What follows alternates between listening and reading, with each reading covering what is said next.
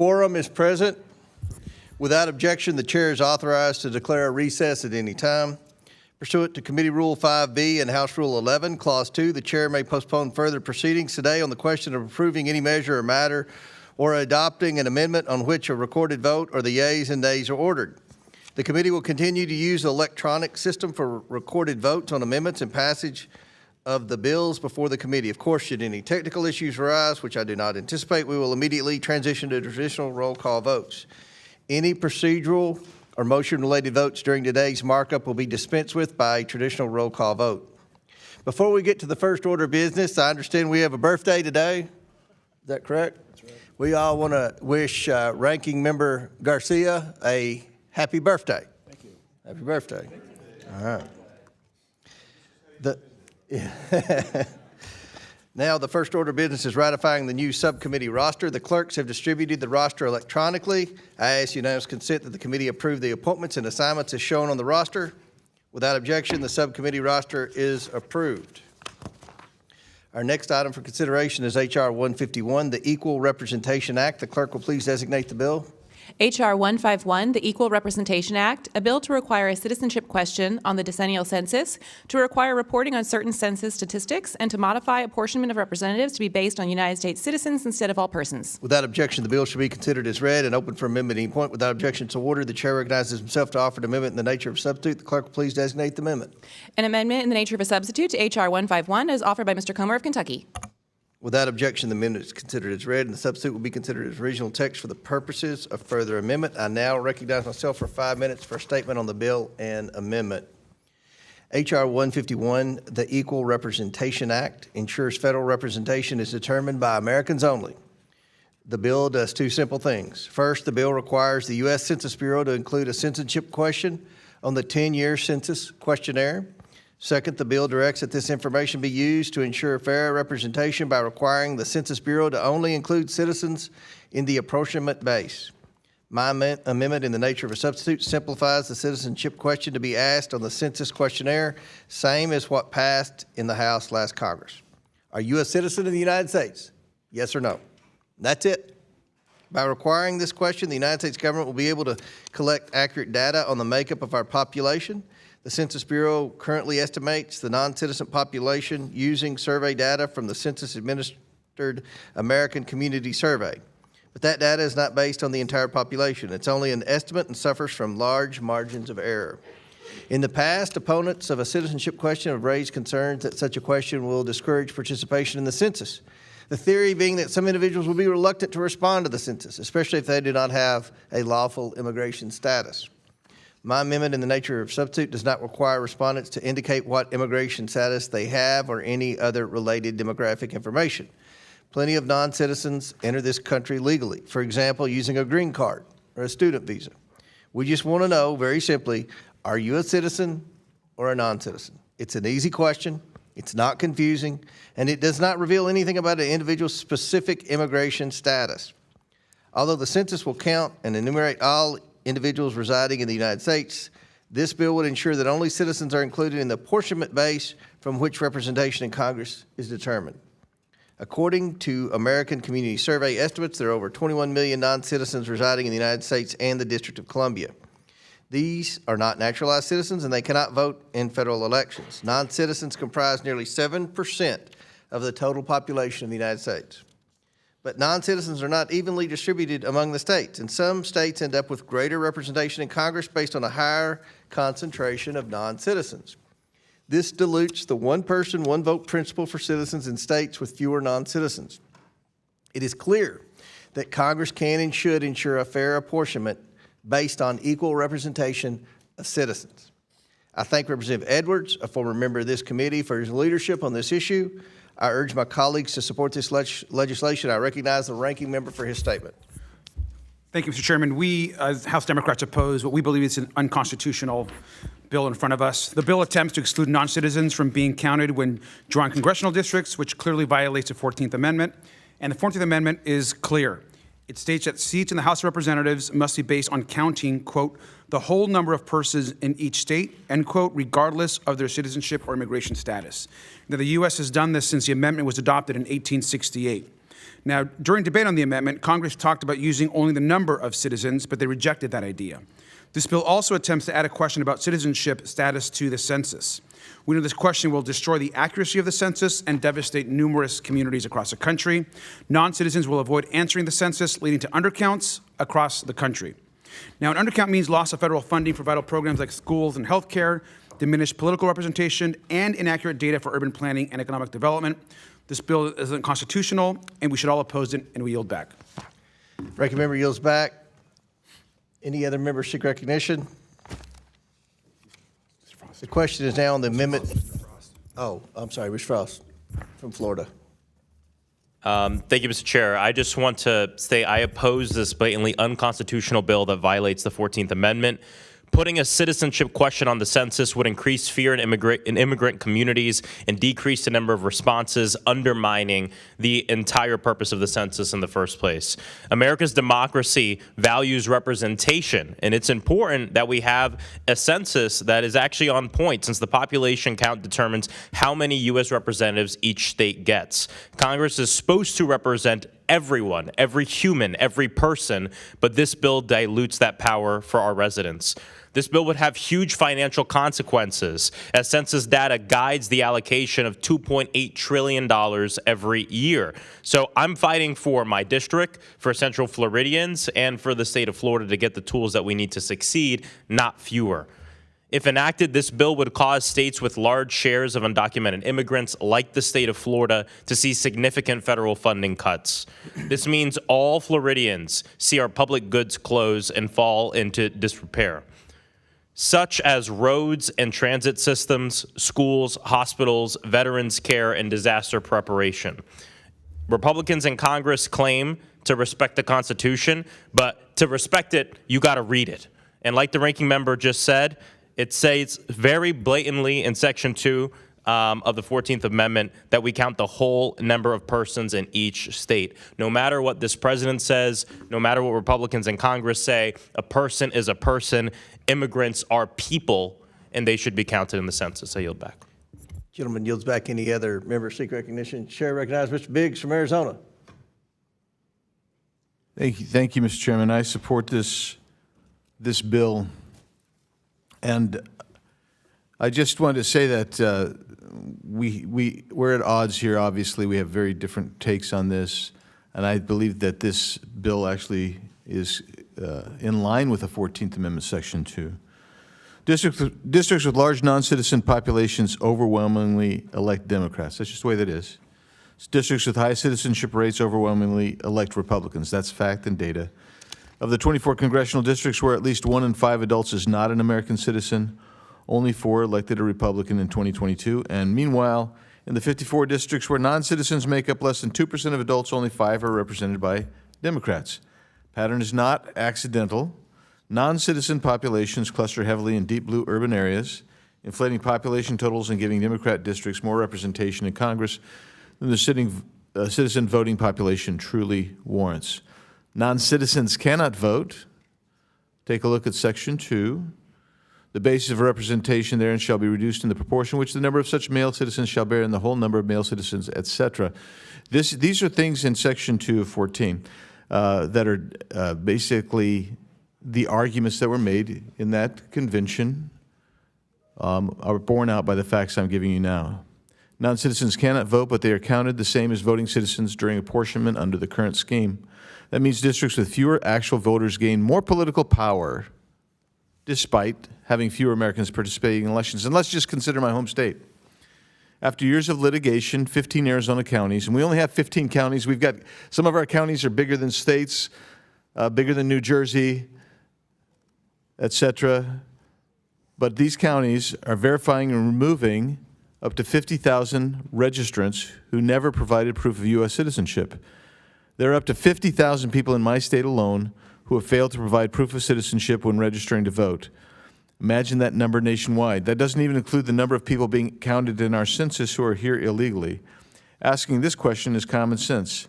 These individuals should never have been on the rolls in the first place, and H.R. 151 strengthens and accelerates citizenship verification, ensuring that states like Arizona can clean up the voter rolls before ballots are cast, not after. If 50,000 potential non-citizens can be discovered in one state, my state, a state of about 7.5 million people, imagine the scale nationwide. My job is to protect the voting rights of Arizona citizens, not to enhance political power for states that encourage illegal immigration. This should not be controversial. Only Americans should decide American elections, and that means starting at the apportionment process, and that means starting at the census process. And so with that, Mr. Chairman. Would the gentleman yield for a question? Who's asking? Frost. Oh, sure, go ahead, ask a question. Well, because the whole first part of your argument had to do with the fact that somehow this helps Democrats. So there's a political issue here. But I'm just curious what you have to say about the fact that Donald Trump, as we speak, is actually creating more undocumented people in this country by doing things like ripping away TPS, right? For hundreds of thousands of Haitians in my district and in my state. So here's the response to the question. I don't think he's creating more illegal aliens by taking away TPS. What does the T in TPS stand for? He is creating What is the T? more undocumented No. people. I answered your question. Answer mine. What does the T stand for? Temporary protective status. The T stands for temporary protective class. And here's the deal. Temporary parole status, that's what it stands for. And what that means is we're going to parole you in for a period of time. We have people who have been paroled in for their temporary period of time for more than 20 years. More than 20 years. And they won't go home. So you're saying... And I'm suggesting they need to go home. And That's you're what President suggesting Trump. That's what President Trump's suggesting. I think that's what the American people want. And when we get back to this question, None of the polls this show bill, that now. I'm sorry. None of the polls show that now. The American people are overwhelmingly against what this president's doing in immigration. No, in fact, no, for the okay. first time in history, more people are with us I'll in take terms my time. of I'll take making my time sure. back. I was respectful and let you ask your question. I disagree with you. I disagree with your interpretation of what polling is saying. What I'm suggesting to you is this bill corrects an inequity. So let me give you an example. How many people are in Congress from California that shouldn't be here because you overcounted, including apportionment of illegal aliens? By some estimates, it's as high as 7. 7. My state has 9 representatives. Will we lose some? My guess is we might lose one. The Constitution is clear that we count persons. Okay, so from now regardless on, of status. when you're talking, I will interrupt you. Okay, is that fair? You were that rude. You were that rude. You didn't even let me finish my comment. You had to make your point when you can raise your hand and say, hey, I'd like my 5 minutes. Now, while you're doing your 5 minutes, should I just interrupt you all the time? No, I won't, because you know what? I have courtesy and respect, something you lack. Gentlemen, time's expired. Any further members? Ms. Randall. Thank you, Mr. Chair. I'm going to start by reiterating the fact that this policy is unconstitutional. It was proven unconstitutional and struck down by the Supreme Court when the Trump administration attempted to do this exact thing in Trump's first term. They wanted to erase undocumented people and non-citizens from the census, from our communities, from the requirement that we fund and represent all of our constituents as laid out in the Constitution. And the Supreme Court struck that attempt down. Why would we waste our time trying again?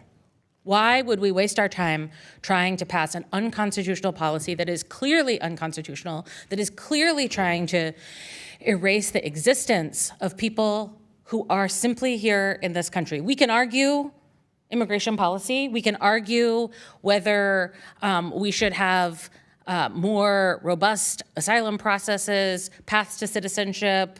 You know, just yesterday, Secretary Noem suggested a 100% travel ban. No one from any other nation should enter this country. I think it's clear what this administration wants to do to erase people, to deport people to countries they didn't even come from, to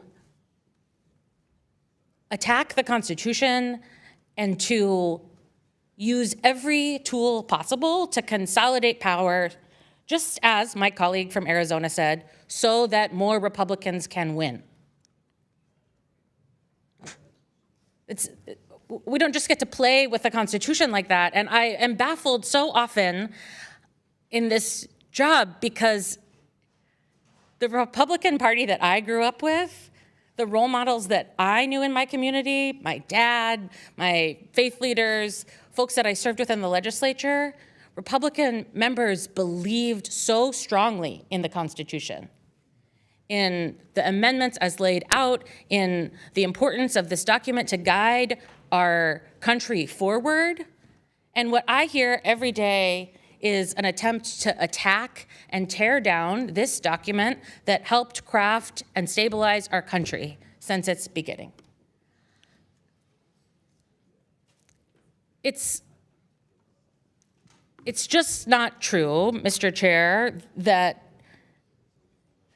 adding a citizenship question to the census would not scare anyone. We know that folks in mixed status families, where one is a citizen and one is not, where someone has legal status or someone does not have legal status, those families are much less likely to fill out the census because of their fear. And their fear is warranted because every day across the country, we are seeing folks rounded up on the streets, detained for sometimes hundreds of days, deported to not their country of origin. Some of these people who are US citizens themselves, many of them who have protective status, many of them who have green cards. I have visited with detainees in facilities in my district, and Mr. Frost is right. The American people are against this president's administration policy, this attack on our immigrant community at higher rates than they have ever been before. They believe that Democrats care about people, and that is what we are here to do. We're here to fight for every single person who lives in our country, to make sure they have fair representation, and to make sure that we are funding our states adequately. We're not here to try and rig elections so that more Republicans win. Mr. Chair, I yield back. Yields back. Chair recognizes Mr. Crane from Arizona. Thank you, Mr. Chairman. My colleague just said we're not here to rig elections to make sure that Republicans win more elections. That's exactly what you guys are trying to do. You guys are trying to rig elections. You guys in the last administration let in between 10 to 15 million illegal aliens. I also want to point out that you guys keep referencing the Constitution. I got some Constitution for you. How about Article 4, Section 4 of the Constitution? It requires that the federal government protect each state from invasion. That's something clearly you guys did not do while you had the presidency. And now that we have these millions of illegal aliens in this country, we're just simply asking that we put a question on the census, are you an American citizen? And of course you guys don't want to do that, because you know that if we do that and the American people find out exactly how many illegal aliens are in this country and voting, they're going to be as appalled as we see each and every day. And you guys don't want that. And they're not allowed to vote. And you guys try and block every single effort that we make in this House to stop illegal aliens from voting. You guys blocked the SAVE Act as well. That's exactly what this is. You guys are trying to rig elections, and we're trying to stop it. And we're not going to apologize for it. So I'm in full support of this bill. Thank you, Mr. Chairman. Would the gentleman yield? Would the gentleman yield to me? Yeah, I would yield to Mr. Biggs. Thank you, Mr. Chairman. So we just heard reference to the Supreme Court and its decision in Commerce versus New York that came out in 2019, as if that was conclusive on the matter. Well, if you're okay with that, then I will accept that, because what the Supreme Court said is you can ask a citizenship question. They said you can. It is constitutionally appropriate. What isn't appropriate is the way that the Commerce Department didn't adhere to the APA. That's what they said. Said you can ask the citizenship question, but you're going to have to deal with the APA, the Administrative Procedural Act. And if you do what you did then you got a problem because they didn't really adhere to it. They didn't have a great reason. They didn't follow the rules. They didn't follow the timelines. But the majority opinion there said, you can ask this question. So this bill is actually constitutional if you're accepting the rationale of the Supreme Court, and it's affirming in part and reversing in part, which is what happened in 2019. I'll yield back to the gentleman from Arizona. I yield, Mr. Chairman. Gentleman yields back. Any other questions? Seeing none, the question is now on the amendment in the nature of a substitute. All those in favor signify by saying aye. Aye. All those opposed signify by saying no. In the opinion of the chair, the ayes have it. The amendment is agreed to. The question is now on favorably reporting H.R. 151 as amended. All those in favor signify by saying aye. Aye. All those opposed say no. Recorded vote is ordered as previously announced. Further proceedings on the question will be postponed. Our next item for consideration is H.R. 5750, the Ensuring a Qualified Civil Service Act, or Equals Act of 2025. Clerk, please designate the bill. H.R. 5750, the Equals Act of 2025, a bill to amend Title V United States Code to modify probationary periods with respect to positions in the competitive service, to establish trial periods for positions in the accepted service, and for other purposes. Without objection, the bill should be considered as read and open for amendment at any point. Without objection to order, the chair recognizes himself to offer an amendment in the nature of a substitute. The clerk, please designate the amendment. An amendment in the nature of a substitute offered to H.R. 5750 is offered by Mr. Comer of Kentucky. Without objection, the amendment is considered as read, and the substitute will be considered as original text for the purposes of further amendment. I now recognize myself for 5 minutes for a statement on the bill and amendment. As the original author of the Equals Act when it passed the House with bipartisan support in the 115th Congress, it is great to see Mr. Gill renewing that momentum years later in response to calls to strengthen federal workforce quality and efficiency. President Trump noted in a recent executive order that agency approval should be required before probationary employees become tenured federal employees.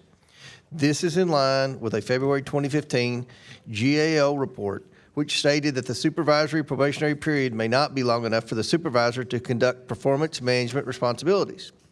Mr. Gill's bill incorporates this basic principle into the Equals Act. The bill provides 2-year probationary periods for competitive and accepted service positions, except preference eligibles, who would remain subject to a 1-year probationary period. Furthermore, this bill ensures that probationary periods do not automatically lead to permanent federal appointment. It ensures that this by requiring agency supervisors to affirmatively certify their appointment is in the public interest, that the employee is a good fit for the job. To help with this process, the bill provides supervisors and employees with timely and appropriate notices leading into the end of their probationary periods. I urge my colleagues to support this legislation. I yield to the ranking member for his statement. Thank you, Mr. Chairman. House Democrats oppose this bill in this committee, which weakens protections for federal workers at an incredibly dangerous time. Now, early in the second Trump administration, tens of thousands of probationary federal employees, as we know, were fired. Many had many years of service, dedicating their lives to this country, but had recently also moved to new roles, thus making them probationary in their new positions. They were fired not because of poor performance, but just because the president wanted to fire federal workers, and probationary workers had a few protections. This bill would double the time during which federal employees have limited due process and appeal rights as probationary employees. During this time, they would be fired within 30 days' notice. They have limited rights to an attorney or representative, and they generally cannot appeal their removal. At a time when Donald Trump is attempting illegal mass firing and purging experts from agencies across our government, this bill is a dangerous step in the wrong direction. I will vote no and I yield back. Gentleman yields back. Chair now recognizes the sponsor of the bill, Representative Gill from Texas. Thank you, Chairman Comer, for your leadership on this. We appreciate it. The Biden administration prioritized sweetheart deals to the American Federation of Government Employees, and the American taxpayer suffered. There are more than 2 million civilians, non-postal employees. These employees were compensated just under $360 billion in 2023, up 31% from 2019.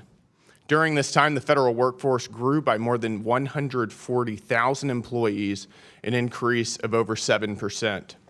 Spending on federal employees increased by billions of dollars, while there was little evidence of increases in services provided. The Biden administration saddled future generations with debt to award union allies.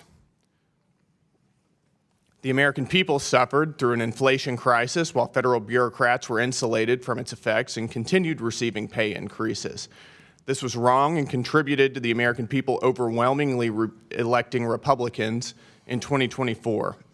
Since taking office, President Trump has prioritized reining in the federal bureaucracy to save American taxpayers' money and ensure the federal government is effectively working for the American people.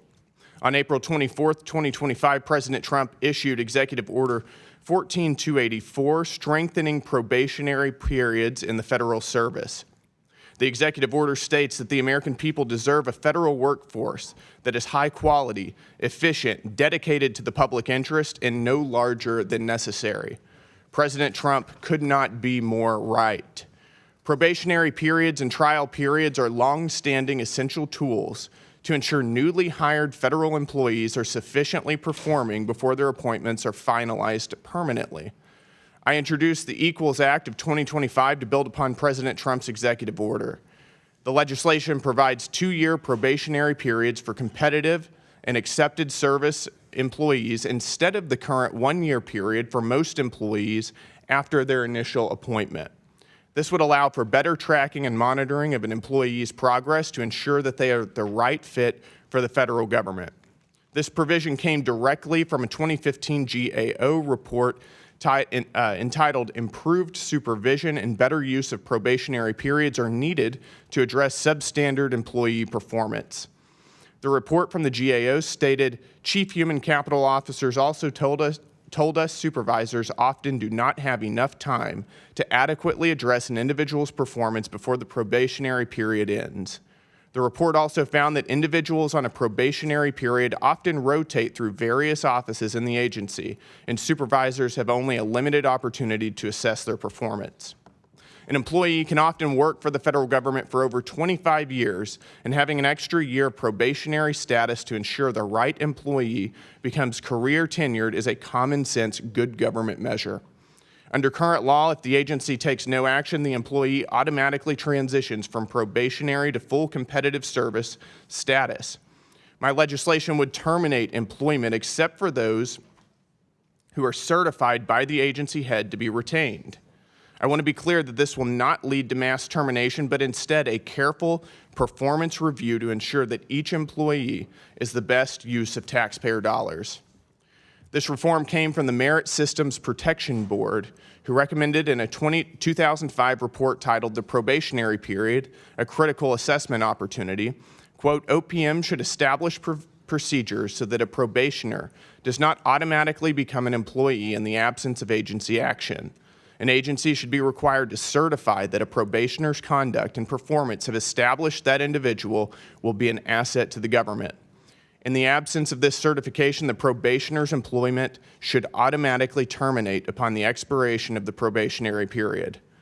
Before the employee benefits from being made permanent and becomes much more difficult to remove, they must show the taxpayer why doing so is in the public interest. Full-time status is a major commitment and should require clear excellence in performance. My legislation will go a long way to ensure that only the best and brightest work for the American taxpayer and ensure that the American people have a federal government that works for them. I urge support and yield back the balance of my time. Gentleman yields back. Does any other member seek recognition on the underlying bill? I know Mr. Lynch has an amendment. Does anybody else seek? Yes. Thank you, Mr. Chairman. And welcome to I think we've already welcomed you to the committee, but welcome to the committee. Thank you again, sir. I'm opposed to H.R. 5750, extending the federal employee probationary period from 1 year to 2 will give the Trump administration yet another tool to weaponize against federal employees who they perceive as ideological threats and to continue their efforts to destroy the nonpartisan civil service. And the gentleman mentioned saving taxpayer dollars. It's important for us all to remember that this administration has spent $16 billion, according to a Senate report, paying federal employees not to work. I think that would be a difficult thing for any of us to explain to our constituents, that their tax dollars have gone to pay federal employees not to work. Many of those federal employees were subsequently hired back because the administration realized that they needed them. They got paid not to work, and then got hired back. That sounds wasteful to me. Probationary employees already have fewer employment protections than non-probationary employees. As such, the administration has relied on the existing probationary employee structure to indiscriminately purge thousands of probationary employees with little or no justification. Extending the period to 2 years will allow the administration to continue this behavior, eliminating especially early career employees based on their perceived political affiliation or other subjective criteria. It is antithetical to the merit-based system, nonpartisan. We've heard a lot of talk about politics and campaigns and elections from the other side already. We have a nonpartisan civil service in this country for a reason. This bill would also put federal services at risk, the services that all of our constituents rely on, by allowing the further politicization of the workforce and deterring and eliminating early career talent from working for the federal government. As such, I'm opposed to the bill. Thank you, Mr. Chairman. Gentleman yields back. Chair recognizes Representative Gill for a unanimous consent request. Thank you, Mr. Chairman. I ask for unanimous consent to enter into the record the following letter of support. A letter of support from Heritage Action for H.R. 5750, the Equals Act. Without objection, so ordered. Okay, Chair now recognizes Mr. Lynch. Thank you, Mr. Chairman, and to the ranking member. I have an amendment at the desk, I believe. The clerk will distribute the amendment to all members. The clerk will designate the amendment. Amendment to the amendment in the nature of a substitute to H.R. 5750 as offered by Mr. Lynch of Massachusetts. Without objection, the amendment is considered as read. I reserve a point of order. The gentleman from Massachusetts is recognized for 5 minutes to explain his amendment. Thank you, Mr. Chairman. Given that H.R. 5750 would arbitrarily and without any meaningful study extend the standard probationary period for most new federal employees from 1 to 2 years, this amendment would strike this misguided legislation in its entirety. My amendment would also replace the text of the underlying bill with a common sense requirement that the Independent Government Accountability Office, which is the main watchdog of the federal government, must first review the impact of prior extensions of probationary periods at the Department of Defense. We've done this before, not only at DOD, but also the United States Postal Service. And both of those experiences have been cautionary in terms of our ability to compete with the private sector and the consequences of losing so many good employees. We've also seen this at other federal agencies on agency mission and operations. Employee performance and the recruitment and retention of highly qualified federal workers is affected. While I firmly believe that there are members on both sides of the aisle who are committed to strengthening our federal workforce and the delivery of critical services that federal employees provide to the American people, the wholesale and arbitrary extension of the statutory probationary period for the majority of civil service employees will severely undermine both of these goals. The American Federation of Government Employees and the National Treasury Employees Union and other employee organizations representing more than 2 million federal employees have repeatedly warned that this proposal would be detrimental to the federal workforce, morale, recruitment, and retention. Importantly, federal probationary employees do not receive the full due process protections, including appeal rights that are afforded to permanent federal workers, and therefore are limited in their ability to challenge unfair disciplinary actions and unlawful job terminations. They also do not enjoy full collective bargaining rights and are expressly excluded from standard labor agreements that protect federal workers against adverse employment actions. It is in view of these limitations and their impact on federal workforce morale that Congress, on a bipartisan basis, in 2021 repealed the pilot 2-year probationary period for new employees at the Department of Defense. It was not working. It was hurting our ability to attract good employees. We're in a competition here against the private sector, and we've done this before and it didn't work. Hello? This attempt to extend the period during which federal employees do not have full due process and other labor rights also comes amid a reduction of force of the federal workforce by targeting and firing probationary employees en masse. President Trump recently fired 200,000 federal employees. Didn't ask which ones were doing a good job, didn't ask which ones needed to be fired, just fired everybody. In April, President Trump issued an executive order significantly expanding the reasons allowing the removal of probationary employees, including firings based on an agency supervisory board's determination that continued employment would not, quote, advance organizational goals or serve agency needs of interest. Since taking office, President Trump has, in fact, as I said, fired more than 25,000 probationary federal employees across the federal government, from 2,400 probationary employees at the Department of Veterans Affairs, including the workers at the Veterans Suicide Hotline in the middle of a suicide crisis, to more than 3,000 probationary employees at the Department of Health and Human Services. These unlawful firings are still the subject of litigation filed by federal employee unions and pro-democracy advocates with the support of the Democratic House Litigation Task Force, of which I am a member. As reported by the Nonpartisan Partnership for Public Service and its Federal Harms Tracker, these and other attacks against our federal employees to date resulted in more than 211,000 federal civil servants leaving the federal government, including nearly 13,000 employees at the VA, 15,000 employees at HHS, and over 60,000 employees at the Department of Defense. According to the partnership, which is dedicated to making government more efficient, and I quote, "This campaign to weaken the federal civil service has targeted the very people who keep our government running and provide essential services that we all rely on every day."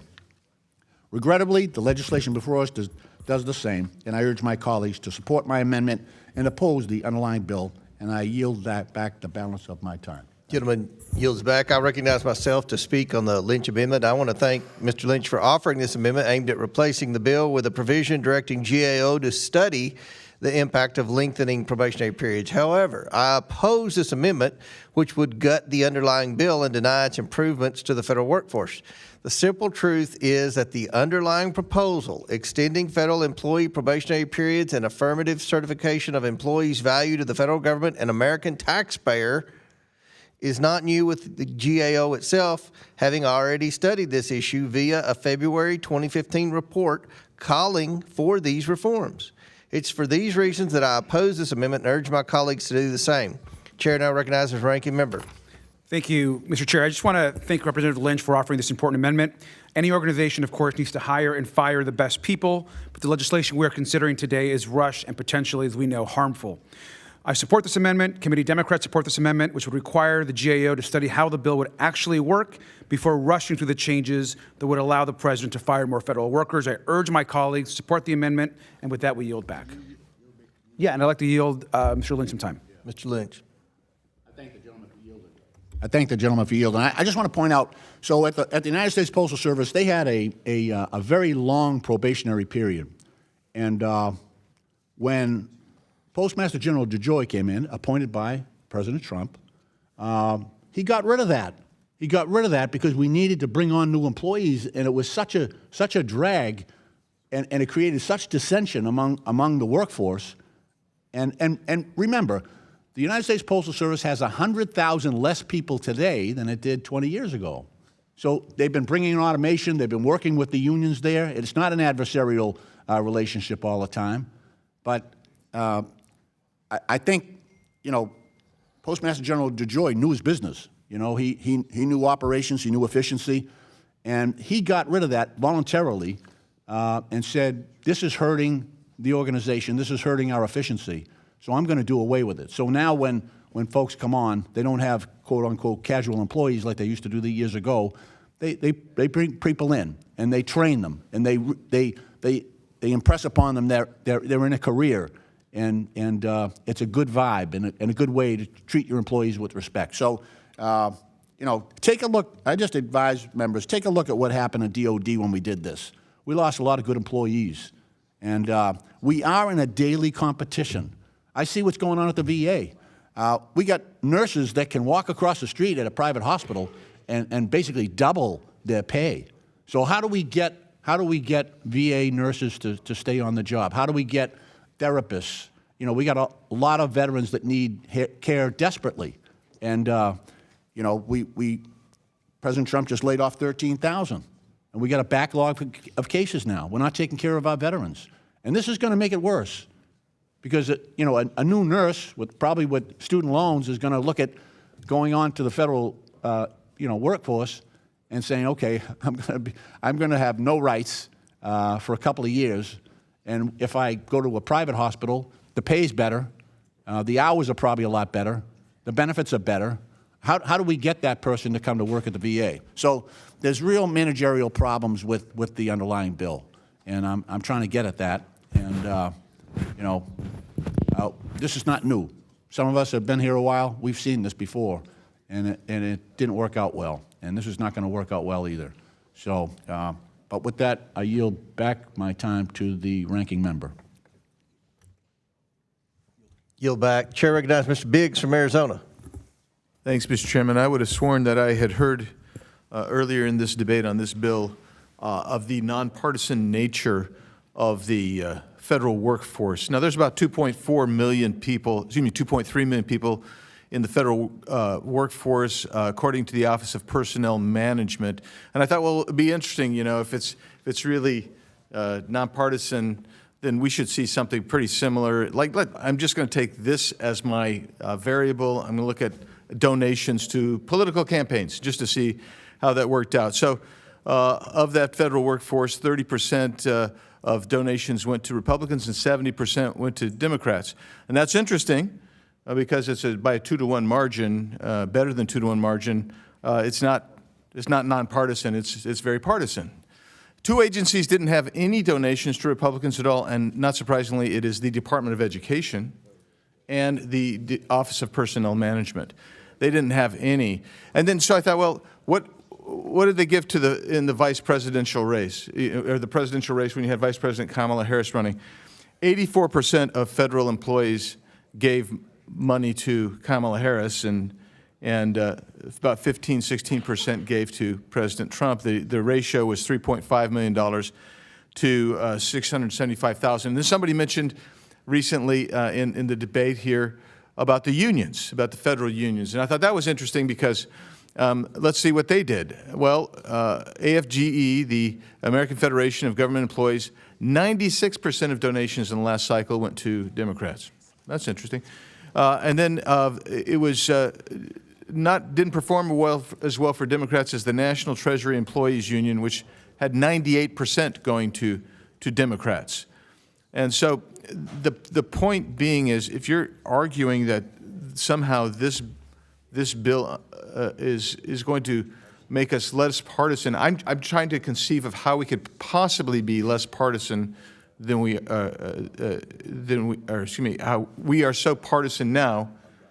I'm not sure that anything will actually shrink the partisanship that's there, and that's just why this is important. This bill is important because it actually gets to shrinking the federal government.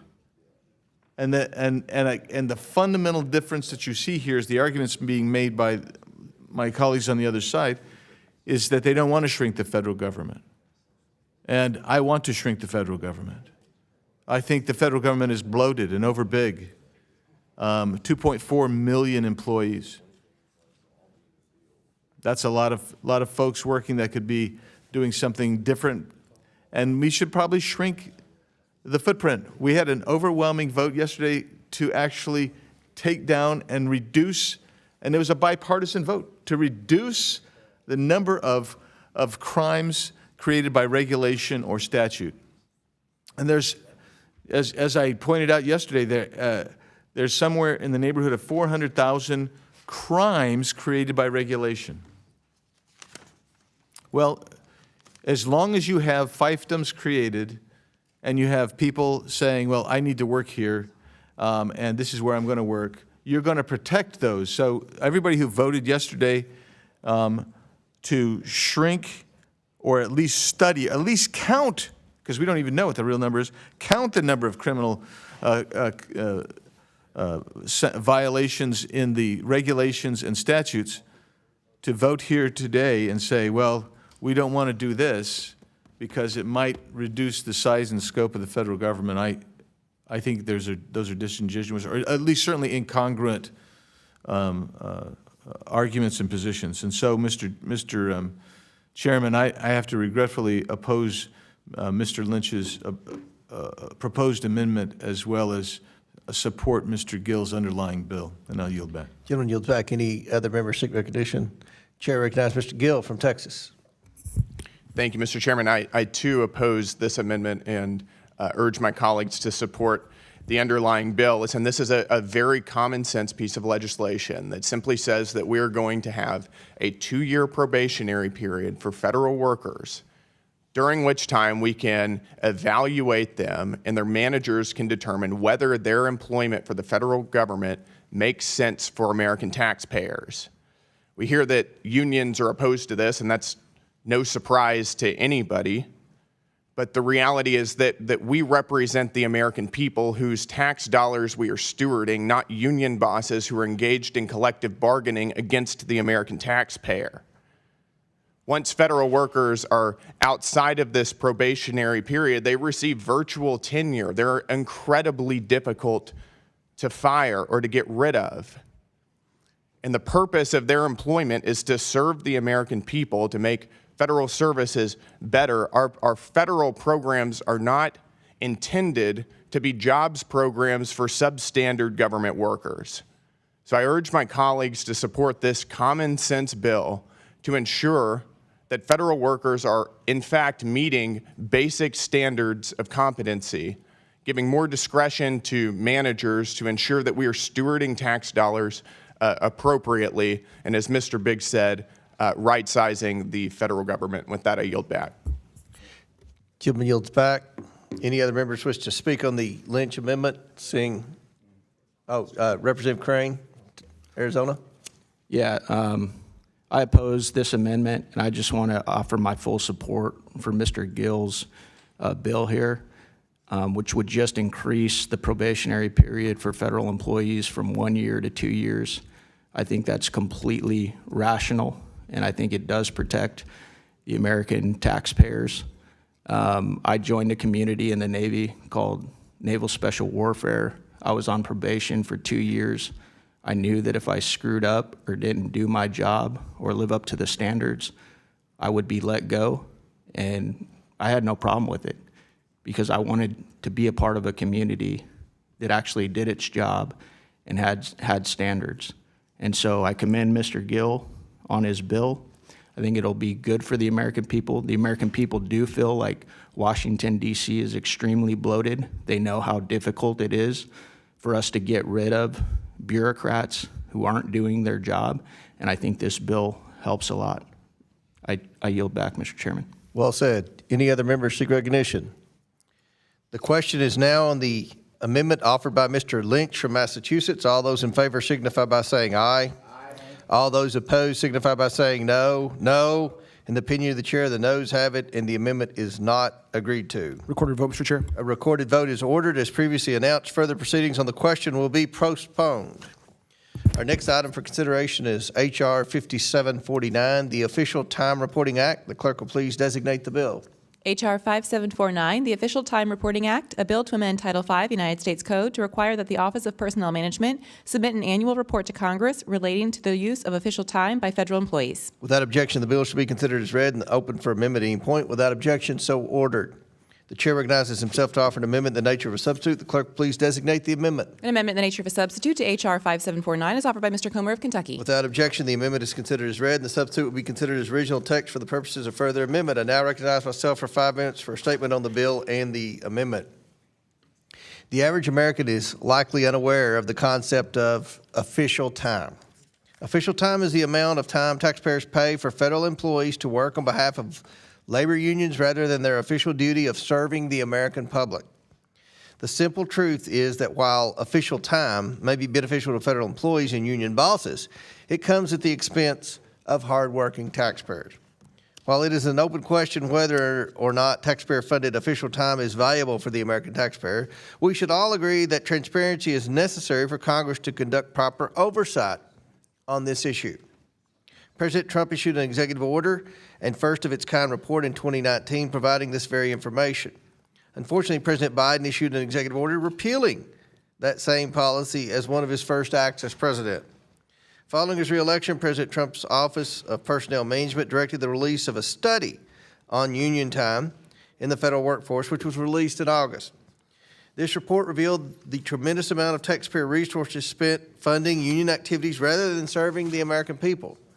Dr. Fox's bill would codify reporting requirements necessary to ensure that the transparency and accountability provided by such reports transcends changes in executive branch leadership. I urge my colleagues to support this legislation. I yield to the ranking member for his remarks. Thank you, Mr. Chairman. I oppose this bill, which represents an attack on federal employees and on union worker rights. Official time is work time that employees are allowed to use for making the workplace safe, protecting workers from discrimination or harassment.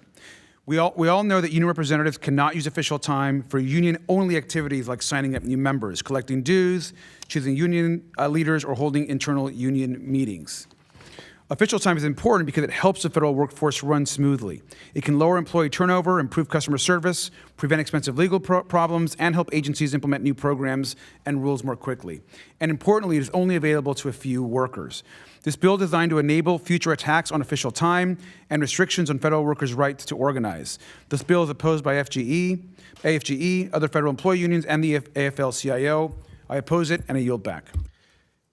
Gentleman yields back. Chair now recognizes the sponsor of the bill, Dr. Fox from North Carolina. Thank you very much, Mr. Chairman.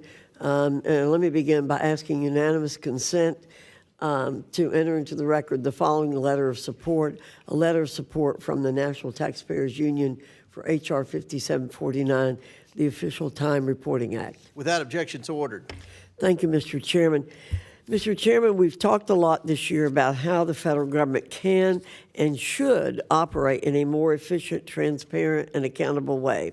Today, with consideration of my bill, H.R. 5749, the Official Time Reporting Act, we have an opportunity to advance legislation to do just that. The Official Time Reporting Act will let the American people know exactly how much of their hard-earned money is spent not providing valuable services, but on federal employee union activities.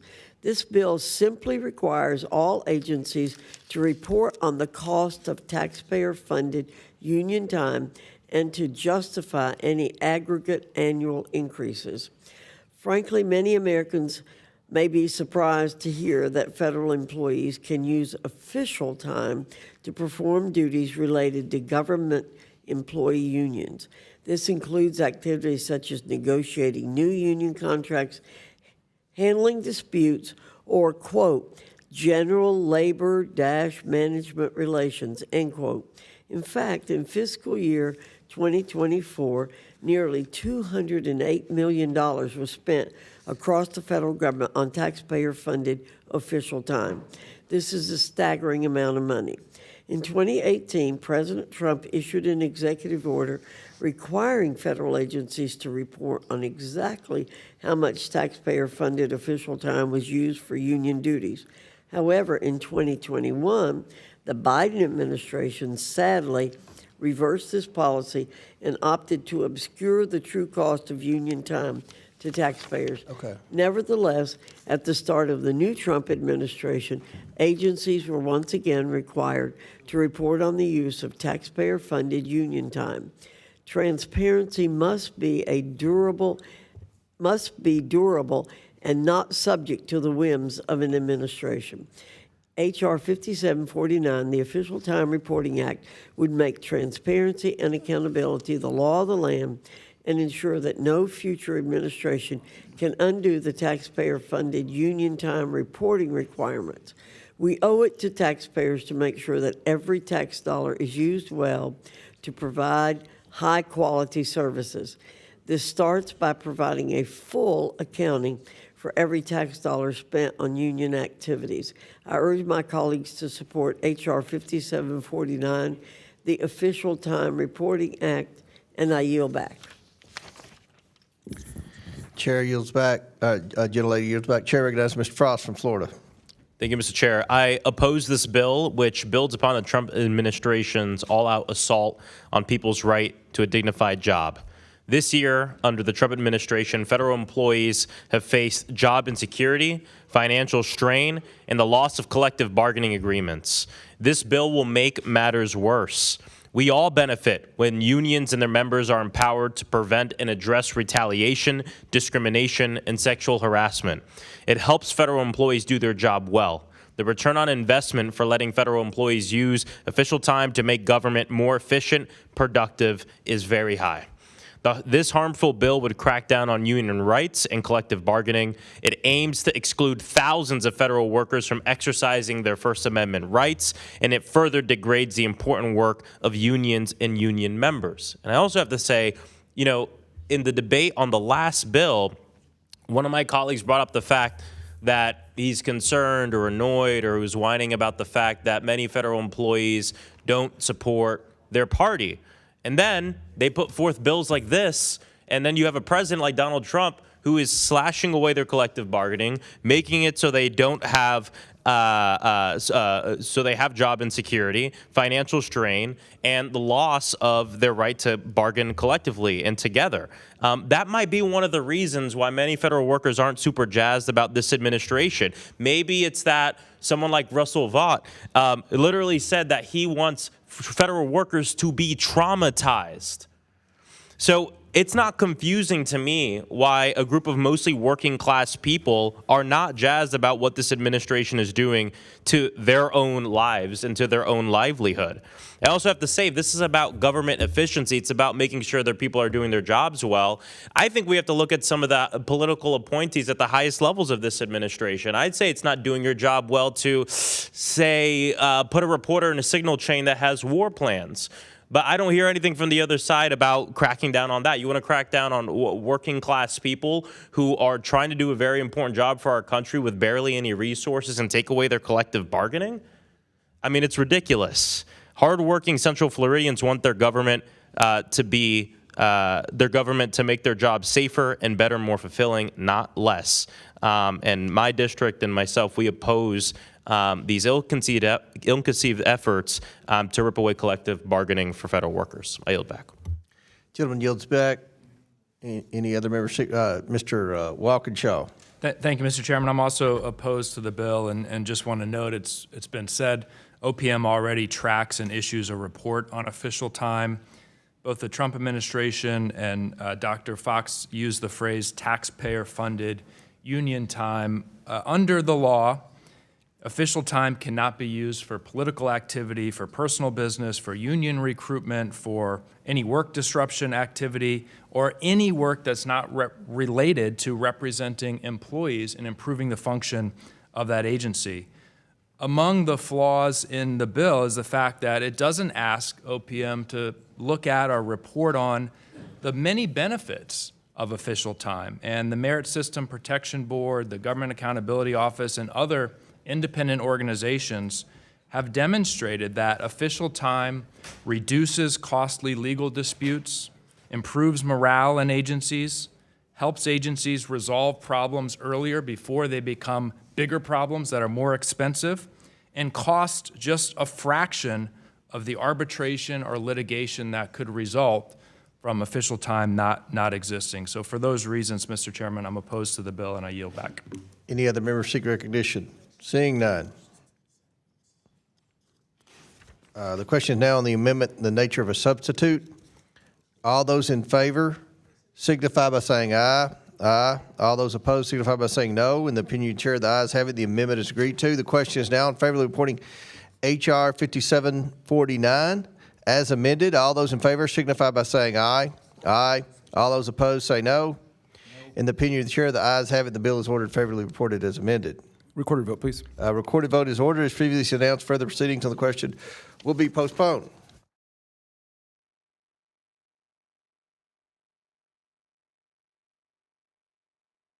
Item for consideration is H.R. 6329, the Information Quality Assurance Act of 2025. The clerk will please designate the bill. H.R. 6329, the Information Quality Assurance Act of 2025, a bill to ensure that federal agencies rely on the best reasonably available scientific, technical, demographic, economical, and statistical information and evidence to develop, issue, or inform the public of the nature and basis of federal agency rules and guidance and for other purposes. Without objection, the bill should be considered as read and open for amendment at any point. Without objection to order, the chair recognizes himself to offer an amendment in the nature of a substitute. The clerk please designate the amendment. An amendment in the nature of a substitute to H.R. 6329 is offered by Mr. Comer of Kentucky. Without objection, the amendment is considered as read and the substitute will be considered as original text for the purposes of further amendment. I now recognize myself for 5 minutes for a statement on the bill. I'm pleased to support this bill, the Information Quality Assurance Act of 2025. Historically, thousands of federal regulations have been imposed each year as an added burden on the American public. The Code of Federal Regulations, in which these rules are housed, spans 243 volumes that contain over 180,000 single-spaced pages. Agency guidance explaining these regulations to the public likely spans millions more pages. If we must have rules imposed by federal regulatory agencies, we should, at the very least, ensure that regulatory agencies rely on the best available information. Unfortunately, agencies frequently do not rely on the best available information to create their regulations. Year after year, the federal courts are clogged with litigation brought by regulated parties who point out that federal agencies have acted based on flawed information. Over the years, Congress has tried to improve this situation. In 2000, Congress enacted the Information Quality Act, which charged the Office of Management and Budget and each federal agency to adopt guidelines to assure agencies relied on high-quality information. In 2015, Congress enacted the Foundations of Evidence-Based Policymaking Act, expanding on the Information Quality Act to further ensure agencies use high-quality information in their program administration. Still, year after year, disputes arise over whether regulators are basing their decisions on the best quality information available. Every year, courts strike down agency rules that do not rely on adequate information. The Information Quality Assurance Act takes several major but straightforward steps to solve that problem. For the first time, it requires that the information on which agencies use to form their rules and guidance be the best reasonably available information. It also includes several additional terms to make sure agencies are finally held to that standard. This legislation will improve the quality of agency decision-making, improve the acceptability of new rules and guidance, and avoid the need for many disputes over agencies' use of information to go to court. I urge my colleagues to support the bill, and I thank Representative Lisa McClain, a former member of this committee, for her reintroduction of this important legislation. I now yield to the ranking member. Thank you, Mr. Chairman. And we have, I know, a series of bipartisan bills in front of us. So I just want to thank the sponsor of this bill, Congresswoman McClain. This bill is about improving the quality and transparency of information at our federal agencies and what they use to make the rules. This bill would change federal law to require the director of OMB to update its guidance on the Information Quality Act. This bill also contains the ability for the public to give feedback on the information agencies use, and it requires OMB to report to Congress about any complaints. This bill passed the House overwhelmingly last Congress, and we support it again this Congress, and I yield back. Ranking member yields back. Any other members wish to be heard? The question is now on the amendment, the nature of a substitute. All those in favor signify by saying aye. Aye. All those opposed by saying no. In the opinion of the chair, the ayes have it. The amendment is agreed to.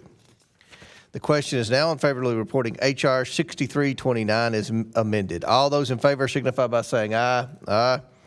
All those opposed signify by saying no. In the opinion of the chair, the ayes have it, and the bill is, chair recognizes Mr. Palmer. A recorded vote is ordered. As previously announced, further proceedings on the question will be postponed. Our next item for consideration is H.R. 3766, a bill to prohibit the District of Columbia from acquiring tribunals in court or administrative proceedings in the District of Columbia to defer to the mayor of the District of Columbia's interpretation of statutes and regulations, and for other purposes. The clerk will please designate the bill. H.R. 3766, a bill to prohibit the District of Columbia from requiring tribunals in court or administrative proceedings in the District of Columbia to defer to the mayor of the District of Columbia's interpretation of statutes and regulations and for other purposes. Without objection, the bill should be considered as read and open for amendment at any point. Without objection to order, the chair recognizes himself to offer an amendment in the nature of a substitute. The clerk please designate the amendment. An amendment in the nature of a substitute to H.R. 3766 is offered by Mr. Comer of Kentucky. Without objection, the amendment is considered as read, and the substitute will be considered as original text for the purposes of further amendment. I now recognize myself for a statement on the bill and the amendment. I support H.R. 3766, which makes sure District of Columbia residents receive impartial justice from the D.C. courts in their disputes with the D.C. mayor and D.C. agencies. The D.C. Council would like something different. Twice since the United States Supreme Court landmark 2024 decision in Loper Bright Enterprises versus Raimondo, and the council has passed legislation to put a thumb on the scale in favor of the mayor and D.C. agencies when they are sued over their action. The council's legislation did that by requiring D.C. courts to defer to the mayor and the agency's interpretations of D.C. laws and regulations. This kind of deference is inherently unfair to citizens who challenge overreaching government action in court. For decades after the Supreme Court's decision in the 1984 case of Chevron versus Natural Resources Defense Council, Federal courts granted the so-called Chevron deference to federal agencies when regulated entities fought back in federal court against agency overreach. Over the years, Chevron deference fueled power grab after power grab by federal agencies as courts stood aside, deferring to agency interpretations of the law. Thankfully, in its decision, the Supreme Court finally recognized the error of its ways and overruled Chevron. But the D.C. Council wants to ignore that wisdom and insist that Chevron deference live on in the D.C. courts, denying justice to D.C. residents. Congress should intervene by prohibiting the use of Chevron deference in the court, which is precisely what this bill does. It makes no sense that people in D.C. courts still have to deal with Chevron deference while people in federal courts just down the street get the full benefit of the Supreme Court's Loper-Bright decision. I want to thank Representative Hageman for her leadership on this issue. I urge my colleagues to support this legislation and recognize the ranking member for his statement. Thank you, Mr. Chairman. House Democrats certainly oppose this bill on this committee. It's another attack on the over 700,000 D.C. residents and on democratic principles. This year, the Republican House has passed 9 bills to repeal or amend local D.C. laws, and we know these bills are pending on the floor calendar. As a reminder, again, D.C. has more residents than 2 states, pays more in federal taxes than 26 states, and D.C.'s locally elected officials are accountable to D.C. residents. Local leaders should be empowered to address local matters without Congress interfering, and we've said this many times. The bill in front of us, which we did not hold a hearing on, we know cancels a recent D.C. law that required D.C. courts to defer the D.C.'s government interpretation of laws or rules. The bill would result in more lawsuits, not less, and increased legal uncertainty. I urge my colleagues to oppose H.R. 3766. I yield back. Gentleman yields back. Does any other member wish to be heard? Ms. Norton, sir. Who? Ms. Norton. Ms. Norton. Chair recognizes Ms. Norton from Washington, D.C. Mr. Chairman, I strongly oppose this amendment, this undemocratic and paternalistic bill. This bill would repeal the District of Columbia's review of Agency Action Clarification Amendment Act of 2025 and prohibit D.C. from enacting such a law in the future. This bill would further restrict D.C.'s authority to enact and carry out local laws and policies. The D.C. local government is under unprecedented attack by Republicans in Congress and President Trump. This Congress, Republicans have introduced nearly 90 bills, amendments, and riders to repeal, block, or amend local D.C. laws and policies. The over 700,000 D.C. residents, the majority of whom are black and brown, are capable and worthy of governing themselves. If residents do not like how the members of the D.C. Council vote, residents can vote them out of office or pass a ballot measure. This is democracy. If D.C. residents do not like how the members of Congress vote on local D.C. matters, residents cannot vote them out of office. That is the antithesis of democracy.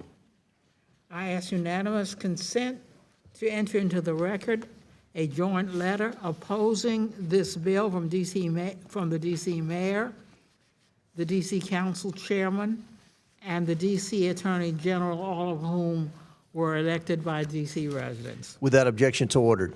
The substance of this bill should be irrelevant, since there is never justification for Congress to legislate on local D.C. matters, but I will discuss it. This bill could radically change how local D.C. laws and regulations are interpreted. For decades, the local D.C. courts have deferred to the D.C. executive branch's reasonable interpretation of ambiguous statutes and regulations. However, after the U.S. Supreme Court's Loper-Bright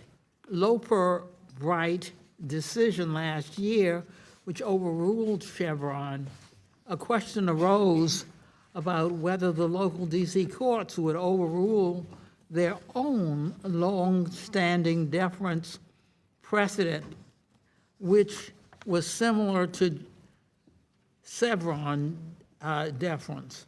In response, the DC Council enacted the Review of Agency Action Clarification Amendment Act, which codified that long-standing local precedent.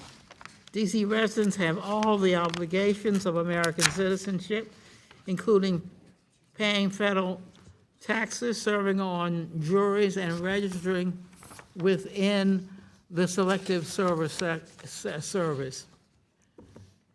Yet Congress denies them full local self-government and voting representation in Congress.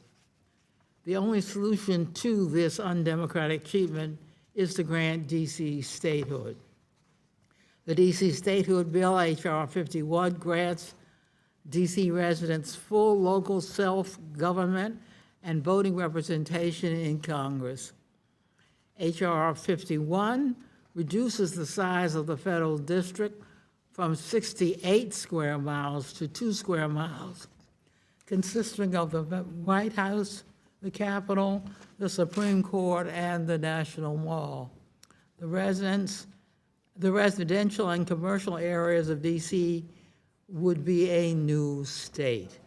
I urge members to vote no on H.R. 3766, Free DC. Yield back. Gentlelady yields back. Chair recognizes Representative Jack. Thank you, Mr. Chairman. I ask unanimous consent to enter into the record the following letters of support. A letter of support from the National Taxpayers Union for H.R. 6329, the Information Quality Assurance Act, and a statement of support from the Data Foundation for H.R. 6329, the Information Quality Assurance Act. Without objection, so ordered. Any other members seek recognition? Seeing none, the question is now on the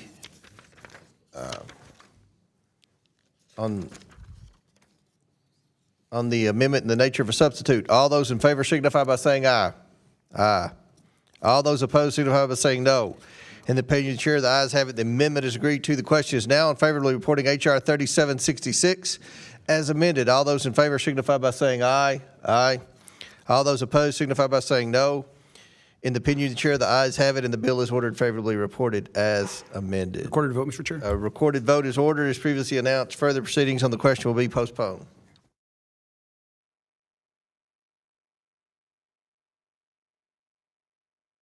Our next item for consideration is H.R. 5810, the Federal Supervisor Education Act of 2025. The clerk will please designate the bill. H.R. 5810, the Federal Supervisor Education Act of 2025, a bill to provide for mandatory training for federal government supervisors and the assessment of management competencies and for other purposes. Without objection, the bill shall be considered as read and open for amendment at any point. Without objection to order, the chair recognizes himself to offer an amendment in the nature of a substitute. The clerk please designate the amendment. An amendment in the nature of a substitute to H.R. 5810 is offered by Mr. Comer of Kentucky. Without objection, the amendment is considered as read, and the substitute will be considered as original text for the purposes of further amendment. I will now recognize myself for 5 minutes for a statement on the bill and the amendment. The American public relies on federal supervisors to lead a workforce that provides high-quality customer service and faithful execution of the law. These expectations and standards require a level of professionalism that can be improved by strengthening relevant education offerings available to federal supervisors. Mr. Timmons from South Carolina's bill would do just that by bolstering existing requirements in federal law governing federal workforce training. Various reports and memos from agencies such as the Government Accountability Office, Office of Personnel Management, and the Merit Systems Protection Board indicate a need to improve relevant educational opportunities for federal supervisors. The Federal Supervisor Education Act, a bipartisan bill dating back to the 114th Congress, articulates and executes best practices in relation to federal supervisory training, including how to effectively manage employees with unacceptable performance. And in relation to the Equals Act, which is included in today's markup, the bill also improves supervisor focus on effectively using the probationary period to examine whether an employee has demonstrated successful performance to continue past the probationary period. These are basic, nonpartisan concepts that are generally available to private sector business supervisors, and if implemented, would advance the interest of good government, strengthening the federal workforce on behalf of the American taxpayers. I urge my colleagues to support this legislation. I yield to the ranking member. Thank you, Chairman Comer. Also to Congressman Timmons for this bill. There's going to be an amendment which I'm going to separately support, so I'm going to reserve my remarks till after the amendment is made. Thank you, Mr. Chair. The chair recognizes the sponsor of the bill, Mr. Timmons from South Carolina. Thank you, Mr. Chairman. For years, oversight Republicans have been pushing for restoring accountability and performance in the federal workforce. When taxpayer dollars pay the salaries of millions of federal employees, the public has every right to expect competent management, clear standards, and real consequences when those standards are not met. Right now, too many federal supervisors step into leadership roles without the training needed to manage people, set clear expectations, or correct poor performance. Agencies promote strong technical employees into supervisory jobs and then send them in blind. That leads to low productivity, uneven standards, and a system where good employees feel unsupported and bad employees rarely face consequences. Taxpayers deserve better, and so do the federal workers who come in every day ready to do their jobs well. This bill takes a practical approach to fixing that. It requires agencies to provide real, meaningful training to new supervisors within their first year, not just a slideshow or a checkbox exercise. That training has to cover the basics of good management, setting clear goals, giving honest and timely feedback, motivating teams, addressing poor performance, and making sure workplaces remain professional. Supervisors must then refresh this training every 3 years so the standards the American people expect continue to be met. H.R. 5810 also requires agencies to build a pipeline of future leaders. It directs them to identify and prepare employees who may become supervisors down the road instead of scrambling to fill vacancies without a plan. And the bill requires agencies to create mentoring programs so experienced supervisors can coach new ones, share lessons learned, and help them develop into strong leaders. The bill also directs the Office of Personnel Management to lay out clear expectations for what good supervision looks like. Agencies will then evaluate their supervisors based on those standards. This ensures consistency, clarity, and accountability, 3 things the federal workforce too often lacks. At the end of the day, this is a common sense reform. It does not grow government, it strengthens it. It ensures supervisors can lead effectively, hold employees accountable, and deliver results for the American people. When supervisors are better trained, employees perform better, and agencies serve taxpayers better. I encourage my colleagues to support this bill. It's a practical step toward improving the federal workforce and restoring confidence in government performance. And I appreciate the work from my colleagues across the aisle to help improve this bill, and I look forward to working with them to get it signed into law. With that, I yield back. Thank you. Gentleman yields back. Does any other member seek to speak on the underlying bill? For what purpose does Mr. Walkinshaw seek recognition? Mr. Chairman, I have an amendment at the desk. Will the clerk please report? An amendment to the amendment in the nature of a substitute to H.R. 5810 is offered by Mr. Walkinshaw of Virginia. Without objection, the amendment is considered as read. I reserve a point of order. The gentleman is recognized for 5 minutes to explain his amendment. Thank you, Mr. Chairman, and thank you, Mr. Timmons, for his great work on this bill. My amendment strikes a provision from H.R. 5810, the Federal Supervisor Education Act, and provides agencies with the necessary autonomy to implement the act in a manner that maximizes its effectiveness. I am a strong supporter of the goal of this legislation and almost all of the language, which, as Mr. Timmons noted, will provide supervisors within the federal workforce the appropriate training and resources to ensure they're strong leaders within their respective agencies. Right now, training for new supervisors varies widely. Some agencies have 4 hours, some agencies have 80 hours, some agencies have structured mentorship programs, some agencies just assign a guy who knows a few things to mentor new supervisors, and the support outlined in this bill for supervisors will ensure a stronger workplace, higher employee satisfaction and productivity across both supervisory employees and their direct reports, and most importantly, lead to improved outcomes for the American people. To ensure that this is the case, my amendment removes language that would require training programs to include guidance on, quote, assessing the needs and interests of the agency with respect to a probationary employee's final appointment.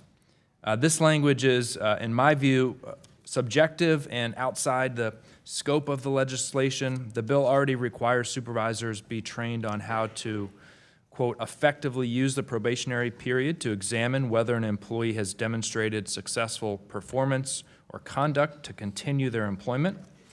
This analysis should be enough to objectively determine on merit whether a probationary employee should continue their employment.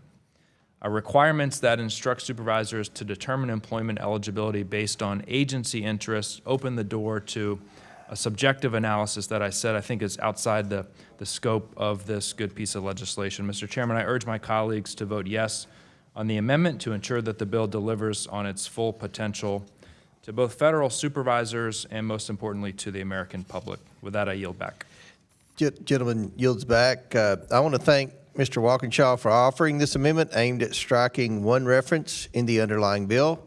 My understanding is that by our accepting this amendment, the bill will receive broader bipartisan support, and it is for that reason that I support this amendment and urge my colleagues to do the same with the Walkinshaw amendment. Does any other member seek recognition on the amendment? Chair recognizes the ranking member. Yeah, thank you, Mr. Chairman. I also want to thank Representative Walkinshaw for this amendment and, of course, the author. This would make a good bill even stronger.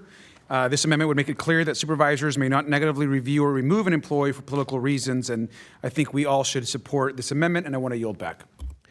Any other members seek recognition on the Walkinshaw amendment?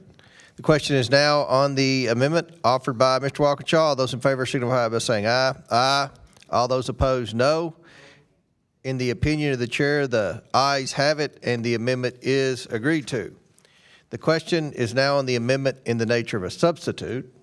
All those in favor signify by saying aye. Aye. All those opposed signify by saying no. In the opinion of the chair, the ayes have it. The amendment is agreed to. The question is now on favorably reporting H.R. 5810 as amended. All those in favor signify by saying aye. Aye. All those opposed signify by saying no. In the opinion of the chair, the ayes have it. Chair recognizes Mr. Biggs. A recorded vote is ordered. As previously announced, further proceedings on the question will be postponed. Our next item for consideration is H.R. 6330, the Federal Relocation Payment Improvement Act. The clerk will please designate the bill. H.R. 6330, the Federal Relocation Payment Improvement Act, a bill to amend Title V United States Code to provide for lump sum relocation payments for federal employees relocated in the interest of the government and for other purposes. Without objection, the bill shall be considered as read and open for amendment at any point. Without objection, so ordered. I now recognize myself for 5 minutes for a statement on the bill and the amendment. Relocating federal employees who receive assignments to change official duty stations is a costly and bureaucratic process.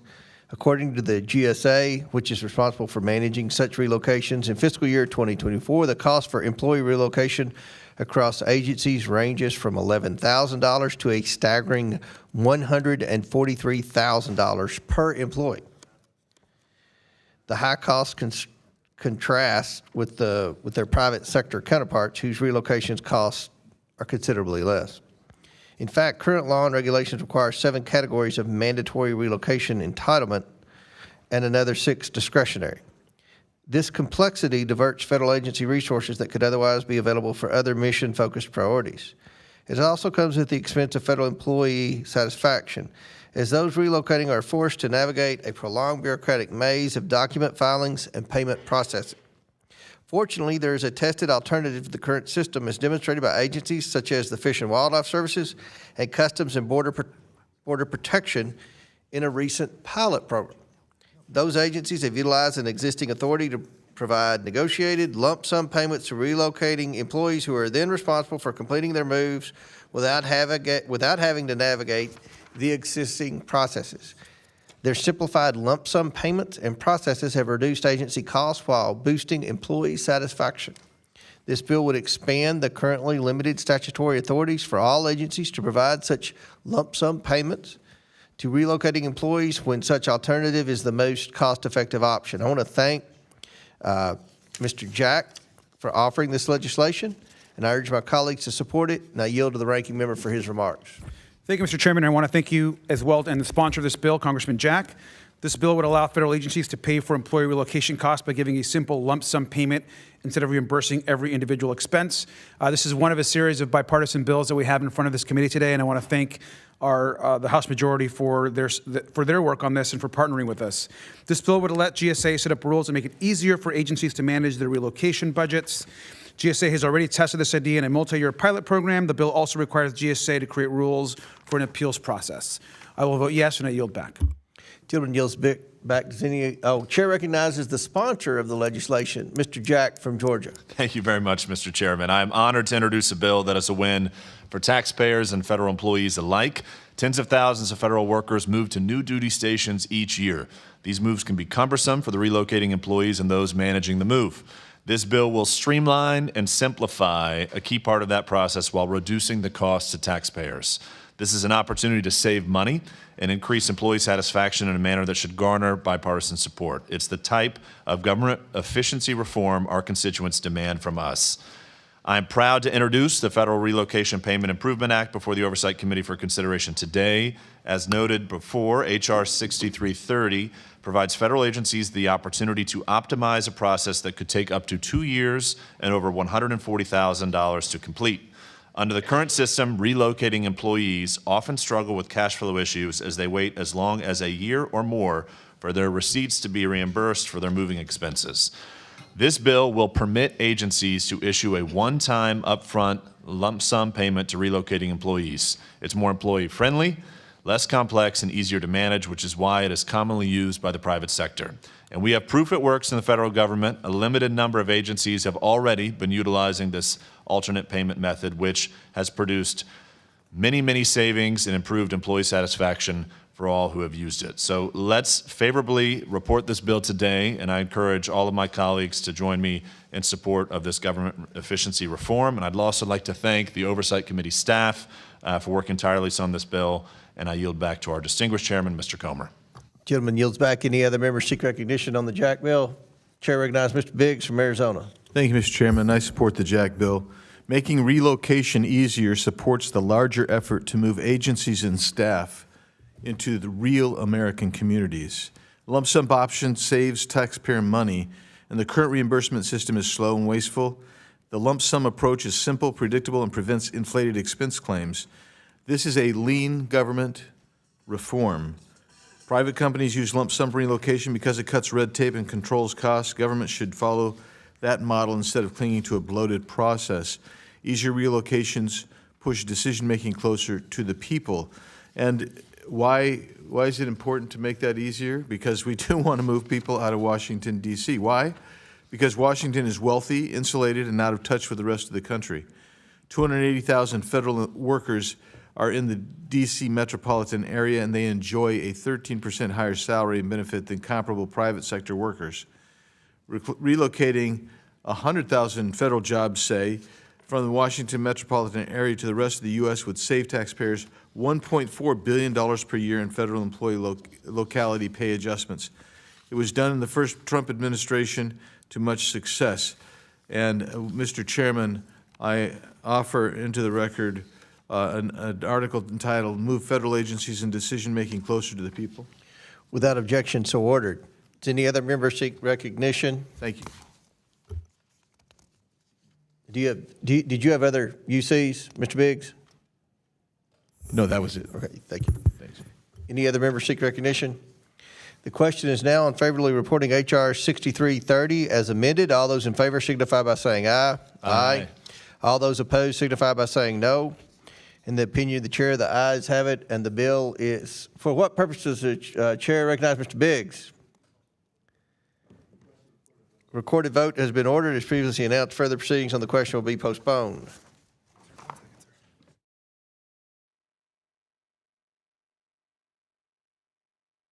Our next item for consideration is H.R. 5457, the Strengthening Agency Management and Oversight of Software Assets Act. The clerk will please designate the bill. H.R. 5457, the Strengthening Agency Management and Oversight of Software Assets Act, a bill to improve the visibility, accountability, and oversight of agency software asset management practices and for other purposes. Without objection, the bill shall be considered as read and open for amendment at any point. Without objection, so ordered. The chair recognizes himself to offer an amendment in the nature of a substitute. The clerk will please designate the amendment.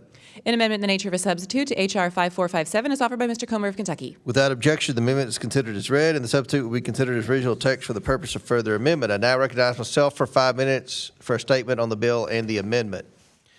Federal agencies spend billions of dollars a year on software licenses without a full understanding of what they are purchasing and how it compares to what they are already paying for. The result is wasteful spending on duplicative or unnecessary software licenses.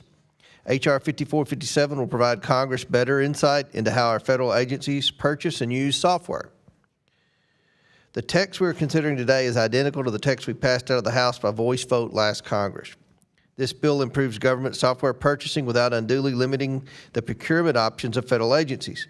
It requires each agency to better manage its software and develop a plan for addressing any costly, unnecessary licenses.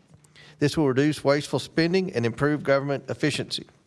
I thank Ms. Brown for bringing this important legislation back to the committee this Congress. I also thank Mr. Fallon and Ms. Mace for their early support of this legislation. I urge my colleagues to support this bipartisan legislation. I now recognize the ranking member. Thank you, Mr. Chairman. I also want to strongly support this bipartisan reform bill, and I want to thank ranking members John Brown, Subcommittee Chairwoman Mace, and Representatives Fallon and McLean Delaney for their work. Within 18 months of becoming law, this bill will require federal agency chief information officers to do a full review of all software the agency buys, uses, or deploys. This bill also requires agencies to send these software reviews to the General Services Administration, the OMB, and the Government Accountability Office, and of course, Congress. This will help lawmakers and agencies keep a closer eye on software contracts and spending.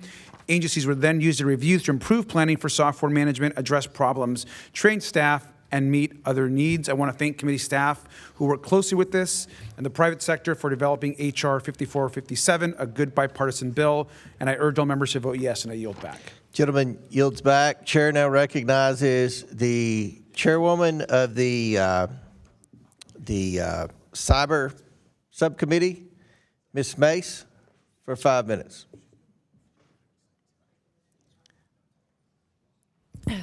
Thank you, Mr. Chairman. As the chairman of the Subcommittee on Cybersecurity, Information Technology, and Government Innovation, eliminating waste and improving efficiency in government IT has been a top priority. It's been long recognized the federal government's system of software licensing and inventory management is woefully insufficient, leading to costly, unnecessary, and duplicative licenses. Federal agencies spend billions of dollars each year to purchase and license software. However, they do so without a detailed knowledge of the software they already pay for, what purchases are duplicative or wasteful, and what overlaps exist.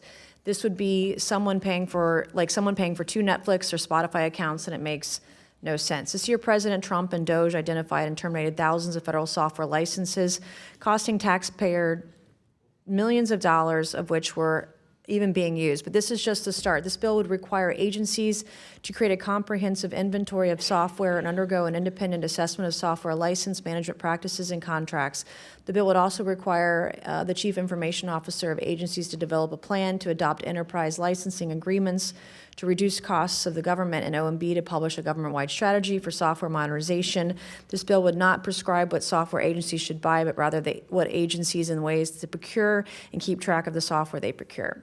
This is intentional. We understand as technology continues to develop, the software needs of agencies change, and we need to allow them to remain agile. But agencies can remain agile in a way that is fiscally responsible, where taxpayers aren't on the hook for duplicative, unnecessary software. I want to thank Ranking Member Brown for her leadership on this bill and partnering with me on many initiatives to modernize technology and eliminate waste in the federal government. And I urge all members to support the bill. Mr. Chairman, I urge unanimous consent in support of H.R. 5457 and enter this into the record, a letter of support from the Digital Alliance for Digital Innovation and Coalition for Fair Software Licensing, et cetera. Without objection, so ordered. Gentlelady yields back. Chair recognizes the sponsor of the bill, Ms. Brown. Thank you, Mr. Chairman. I want to thank my colleagues, Representative Mace, Fallon, and McLean Delaney, for joining me in introducing the Strengthening Agency Management and Oversight of Software Assets Act. The Samosa Act may sound complicated, but it is simple, bipartisan bill that is urgently needed. Agencies across the federal government spend around $33 billion in taxpayer money on software every year. But right now, many agencies don't actually have a list of what they own, what they're fully using, or whether they are buying the same thing twice. Our bill creates a straightforward solution. It streamlines how agencies track, manage, and report their software assets by requiring complete assessments on the software paid for, used, or deployed at each agency. This will ensure agencies know exactly what they have, what they need, and what where they are overspending. The bill requires agencies to submit these assessments to the Office of Management and Budget, General Services Administration, and Congress so we can provide accountability and confirm agencies are using consistent, modern, and efficient software management practices. In other words, this bill will cut waste, allow agencies to negotiate better contracts, and spot vulnerabilities quickly. That means fewer headaches, better security, and real savings for taxpayers. Nearly $5 billion every year, according to one Senate committee. This is the kind of common sense work people sent us here to do. It's not flashy, and it's not partisan, but it is good government and it is real government efficiency. I urge my colleagues on both sides of the aisle to support this common sense bill. But before I yield back, I also want to speak briefly in support of a postal naming measure that will be considered later on in the markup.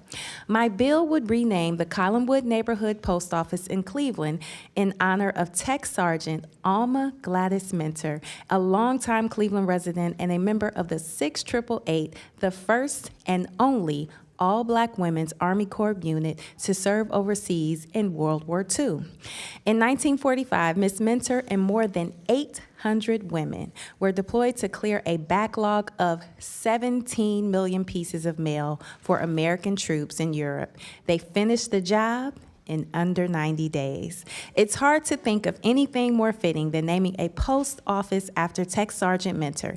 When no one else could, she delivered the mail, and she did it ahead of schedule.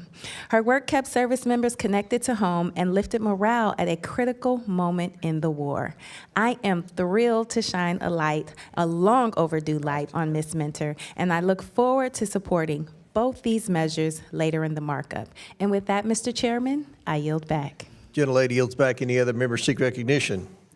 Seeing none, the question is now on the amendment in the nature of a substitute. All those in favor signify by saying aye. Aye. All those opposed signify by saying no. In the opinion of the chair, the ayes have it. The amendment is agreed to. The question is now in favor of reporting H.R. 5457 as amended. All those in favor signify by saying aye. Aye. All those opposed signify by saying no. Mr. Chairman, request Chair a report recognizes of Ms. vote. Mace. Request a report of vote. Recorded vote is ordered by Ms. Mace. As previously announced, further proceedings on the question will be postponed. Our next item for consideration is H.R. 5235, the Skills-Based Federal Contracting Act. The clerk will please designate the bill. H.R. 5235, the Skills-Based Federal Contracting Act, a bill to amend Title 41 United States Code to prohibit minimum educational requirements for proposed contractor personnel in certain contract solicitations and for other purposes. Without objection, the bill shall be considered as read and open for amendment at any point. Without objection, so ordered. The chair recognizes himself to offer an amendment in the nature of a substitute. The clerk please designate the amendment. An amendment in the nature of a substitute to H.R. 5235 as offered by Mr. Comer of Kentucky. Without objection, the amendment is considered as read, and the substitute will be considered as original text for the purposes of further amendment. I now recognize myself for 5 minutes for a statement on the bill as amended. The federal government relies heavily on contract employees. Unfortunately, federal solicitations sometimes include unnecessary degree requirements mandating that individuals who perform the work hold certain education credentials. Training for many jobs in fields like IT and building construction is available through non-degree pathways such as apprenticeships and boot camps. This is why private sector employers have pared back degree requirements in hiring in recent years. We should not prohibit those with the right technical skills from performing federal contract work just because they lack a traditional degree.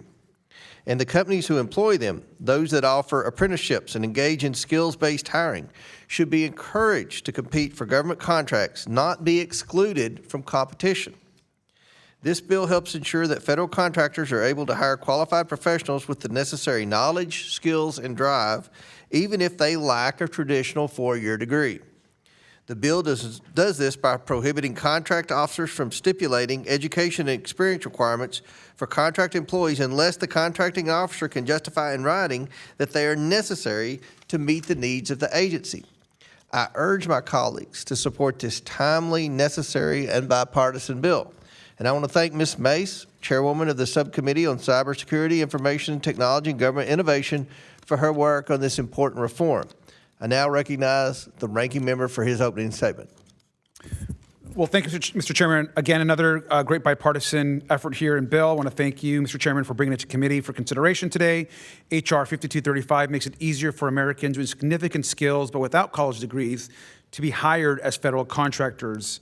And I, of course, want to thank Representative Krishnamurthy and Mace for their bipartisan work, and I urge my colleagues to support this bill, and I yield back. Gentleman yields back. Chair recognizes the sponsor of this legislation, Chairman Mace from South Carolina. Thank you, Mr. Chairman. On top of the approximately 2.3 million federal employees in this country, the federal government outsources work to millions of contractors to perform the functions of government. Many federal solicitations include unnecessary degree requirements mandating individuals who perform various tasks hold specific education credentials, such as a 4-year college degree. At a hearing I held last year in the Subcommittee on Cybersecurity, Information Technology, and Government Innovation, an IBM witness testified federal contractors are rarely able to place an individual without a 4-year degree on a technology services contract, regardless of their qualifications. With less than 40% of Americans holding a 4-year college degree and many of the skills needed to do these jobs obtainable through alternative educational pathways, this makes no sense. And this is where my bill, the Skills-Based Federal Contracting Act, was born.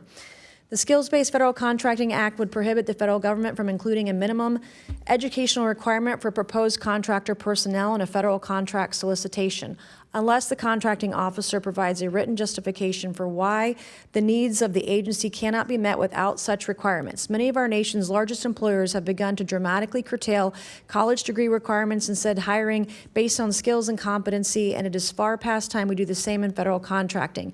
In some cases, required education credentials are fully justifiable. We expect a doctor to have a medical degree, for instance, but only a fraction of federal contract work falls into this explicit category. It's not too much to ask for a brief written justification from a contracting officer to exclude over 60% of the American people who do not have a 4-year degree from an opportunity to contract with the federal government. The federal government shouldn't be barring skilled individuals who didn't read Shakespeare and Ivory Towers from being considered for federal contracting jobs. They deserve a chance to compete. To be clear, this bill in no way tells contractors how to hire or who to hire. Rather, it removes unnecessary federal restrictions on their ability to hire qualified, talented Americans who acquired their skills through alternative training. Supporting skills-based hiring is truly a bipartisan cause, and I thank the lead Democrat co-sponsor of this bill, Representative Krishnamurthy, for joining me in this effort, and I urge all members to support this much-needed bill, and I yield back. The sponsor yields back. Chair recognizes Mr. Krishnamurthy from Illinois. Thank you, Mr. Chair. I'm pleased to strongly support H.R. 5235, the Skills-Based Federal Contracting Act that I introduced along with our colleague Nancy Mace. This legislation makes important changes that will help tear down the paper ceiling, the outdated barrier that denies qualified workers a fair shot simply because they lack a 4-year degree. If an individual has the skills, experience, and proven ability to do the job, they are stars, skilled through alternative routes. Our stars deserve full and fair consideration. As the nation's largest employer, the federal government must lead by example and ensure that talent and skills, not educational background, drives opportunity. This legislation has a broad and diverse coalition supporting it, including labor unions, employers, and stakeholders across the political spectrum. This widespread bipartisan backing underscores a simple truth. Skills-based hiring is good for workers, good for employers, and good for the American economy. It's long past time we break down barriers that hold our nation back. I want to thank Representative Mace, the chairman and ranking member, for all their hard work to get the bill to this point. I urge my colleagues to vote yes, and I look forward to the day when we will pass this bill on the House floor. I would also like to address one other bill that's coming up for markup today, Mr. Chairman. I'm pleased to urge my colleagues in support of H.R. 5773, a bill to name the Palatine, Illinois Post Office in honor of Bernie Bluestein.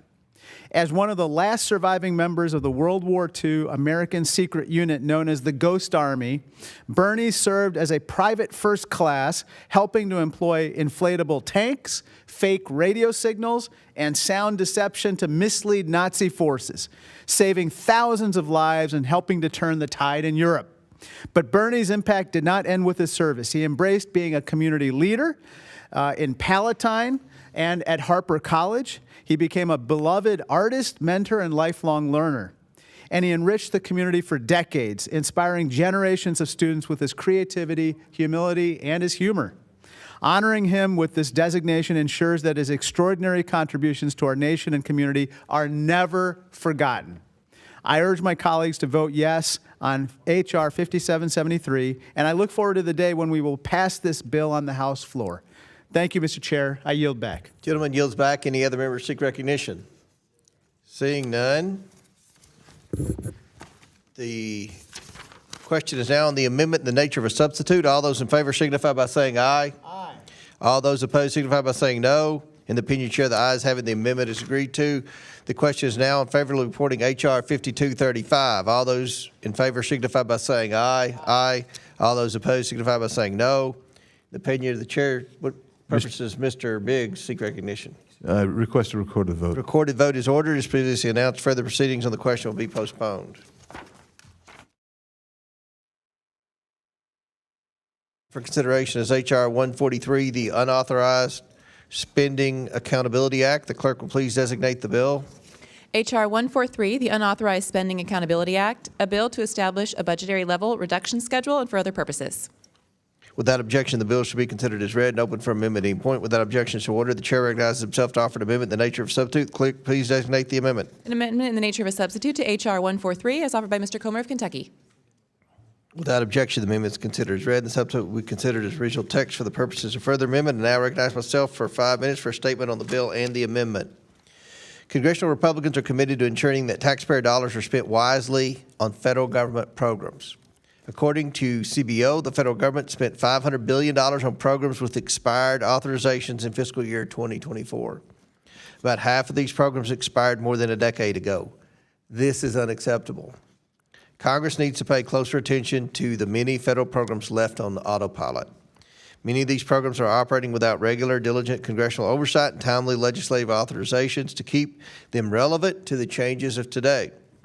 The Unauthorized Spending Accountability Act, or USA Act, addresses this problem by requiring Congress to review unauthorized programs on a recurring basis. It also creates a clear process for terminating programs that are no longer needed or which do not have the legislative support within Congress for their reauthorization. The bill would implement a gradual reduction in the overall appropriated funding levels over a 3-year period for the total amount of unauthorized programs. This gives Congress time and appropriate incentives to consider each program and pass necessary reauthorization legislation.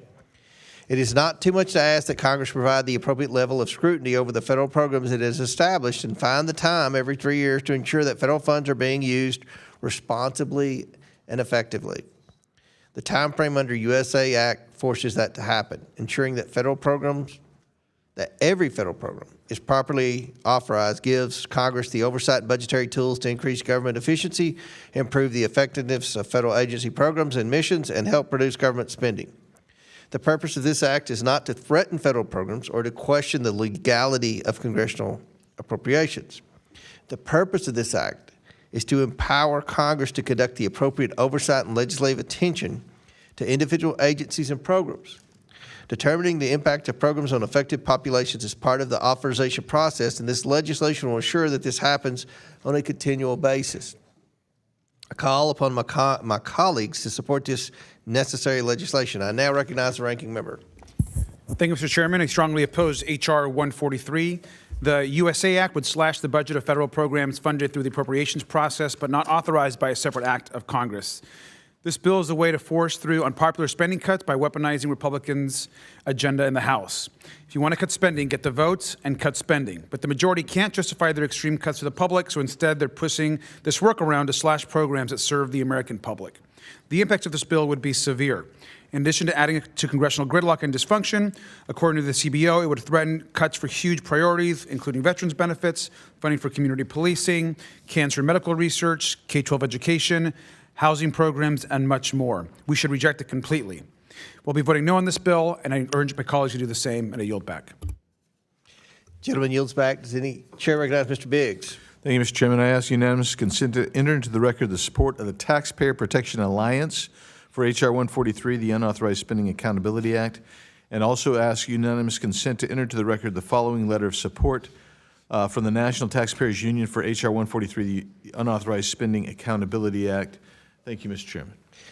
Without objection, so ordered. Any other members seek recognition?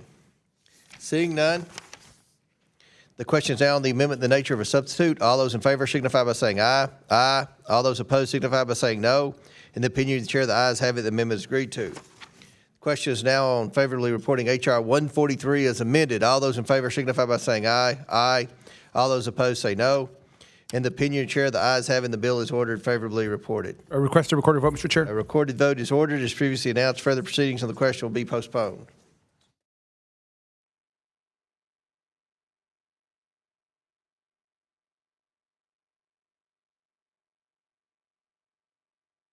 Our next item for consideration is H.R. 5578, the Expanding Whistleblower Protections for Contractors Act of 2025. The clerk will please designate the bill. H.R. 5578, the Expanding Whistleblower Protections for Contractors Act of 2025, a bill to ensure that whistleblowers, including contractors, are protected from retaliation when a federal employee orders a reprisal and for other purposes. Without objection, the bill should be considered as read and open for amendment at any point. Without objection to order, the chair recognizes himself to offer an amendment in the nature of a substitute. The clerk please designate the amendment. An amendment in the nature of a substitute to H.R. 5578 is offered by Mr. Comer of Kentucky.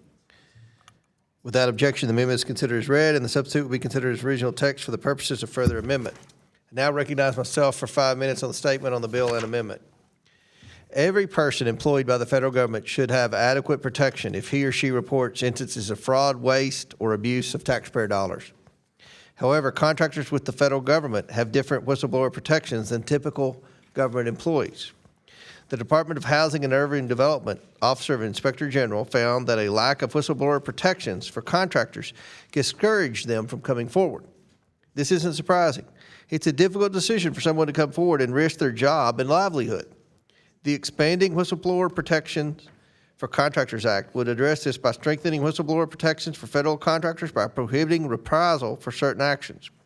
Such actions include disclosure of information the protected individual believes is evidence of mismanagement, waste, abuse, or substantial and significant danger to public health and safety related to a contract or grant. I urge my colleagues to support this bipartisan bill. I now recognize the ranking member for his statement. Thank you. I'd like to thank Chairman Comer for the partnership on this important bill to strengthen whistleblower protections for federal contractors. The last bill in front of us today, of course, is also bipartisan. Whistleblowers are crucial to our ability to fulfill our constitutionally mandated congressional oversight. These workers currently do not have the same whistleblower protections as federal civil servants. Contractors are less likely to report wrongdoing if they fear retaliation or mistreatment. This bill will help us do our job, hold the executive branch accountable, and help us provide better, more efficient government services. I urge my colleagues to support the bill, and I yield back. Gentleman yields back. Does any other member seek recognition on the underlying bill? Mr. Chairman, I have an amendment at the desk. Who said that? Oh, Ms. Presley. Mr. Perry wishes to speak on the underlying bill. Then we'll get to Ms. Presley's amendment. Chair recognizes Mr. Perry. Thank you, Mr. Chairman. I ask unanimous consent to enter into the record the support of the Taxpayer Protection Alliance for H.R. 5578, the Expanding Whistleblower Protections for Contractors Act. I also ask unanimous consent to enter into the record the following letter of support, a letter of support from the National Taxpayers Foundation for H.R. 5578, the Expanding Whistleblower Protections for Contractors Act. Without objection, so ordered. Any other member seek recognition on the underlying bill before we get to the amendment? Chair now recognizes Ms. Presley from Massachusetts. Or actually, Ms. Presley, for what purpose do you seek recognition? I have an amendment at the desk. The clerk will distribute the amendment to all members. The clerk will designate the amendment. An amendment to the amendment in the nature of a substitute to H.R. 5578 is offered by Ms. Presley of Massachusetts. Without objection, the amendment is considered as read. I reserve a point of order. The gentlewoman from Massachusetts is recognized for 5 minutes to explain her amendment. Thank you. Thank you, Mr. Chair. This is the first time that the House Oversight Committee has convened since the end of the longest government shutdown in history. And during that shutdown, millions of people across our country felt the consequences of Republican dysfunction, and federal workers were amongst the hardest hit. But unlike federal employees, the thousands of federal contract workers who keep this government running, including janitorial, food, and security service workers, had no assurances that they would ever see a single dollar of the wages that they lost. When the government reopened, their back pay did not come. And again, these are some of the hardest working, lowest paid federal contracted workers. And these are workers who are overwhelmingly women, immigrants, and people of color.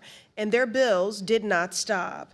Rent was still due. Childcare was still needed. Prescriptions still had to be filled and groceries put on the table. We should not have a two-tiered system wherein some workers are deemed worthy of back pay while others are left behind. That is why during the shutdown I reintroduced with bipartisan support the Fair Pay for Federal Contractors Act legislation to guarantee that contract workers receive back pay after a lapse in appropriations, just as federal employees do.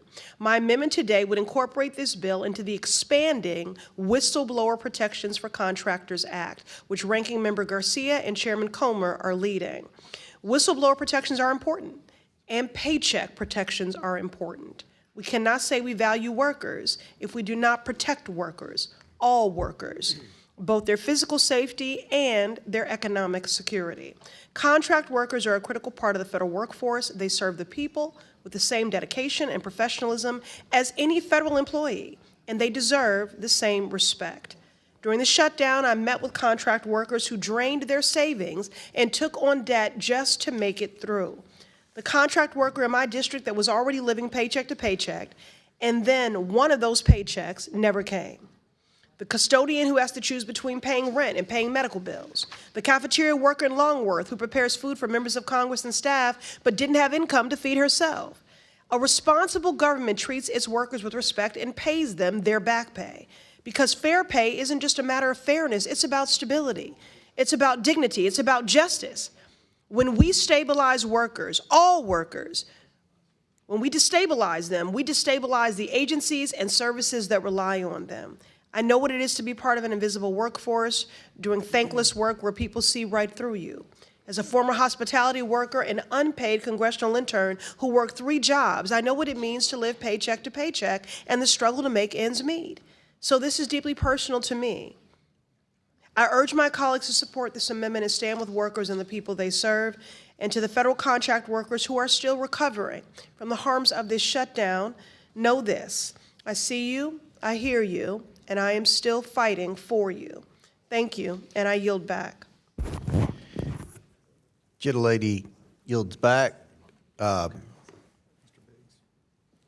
Chair recognizes Mr. Biggs. Mr. Chairman, I insist upon the point of order, as the amendment is not germane to the underlying bill. We'll pause while I consult with the parliamentarian.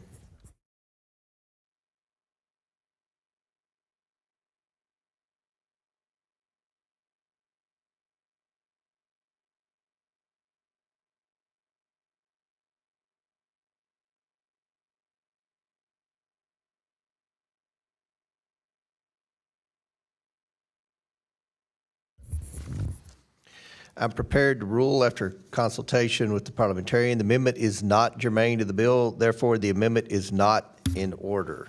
Do any other members seek recognition on the underlying bill? Chair recognizes Mr. Garcia.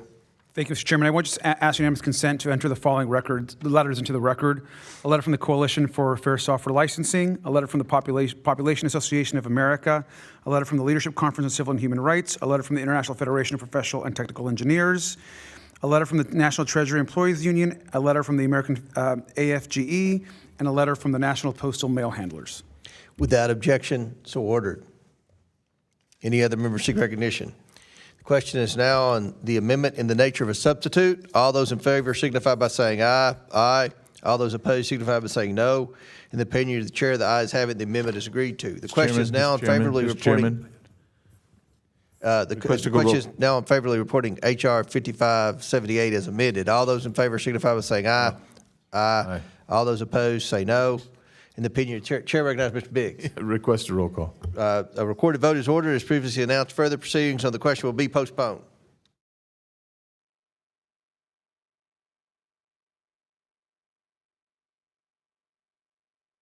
Pursuant to the previous order, the chair declares the committee in recess subject to the call of the chair. We plan to reconvene immediately after the vote series. The vote series is at 3. It's at 1. 1:30? Oh, I'm sorry, they moved it. The vote series is at 1:30. Immediately after the conclusion of the vote series, we will come in here and hopefully have a pretty quick markup. So the committee stands in recess until immediately after the first vote series.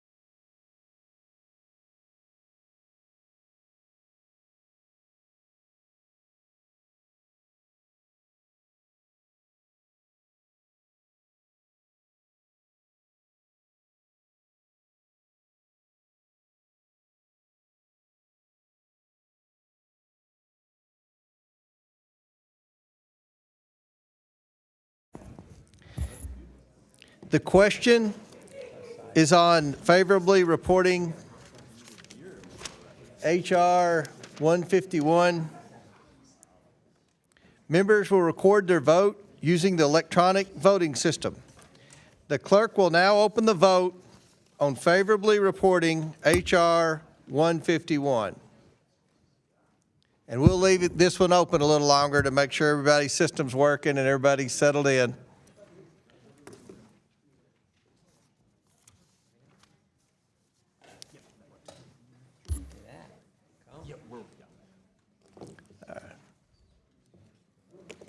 Voting on H.R. 151.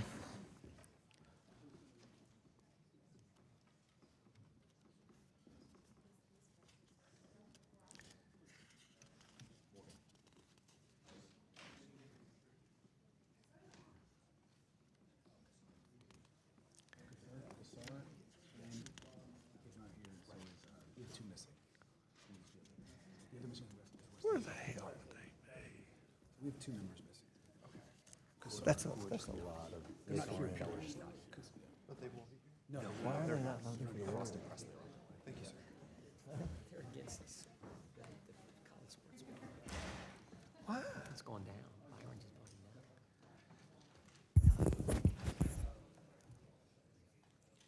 What they're gonna do is mad because they said they haven't closed the vote yet. I said after the vote. I know what they're gonna say. I mean, what do you do?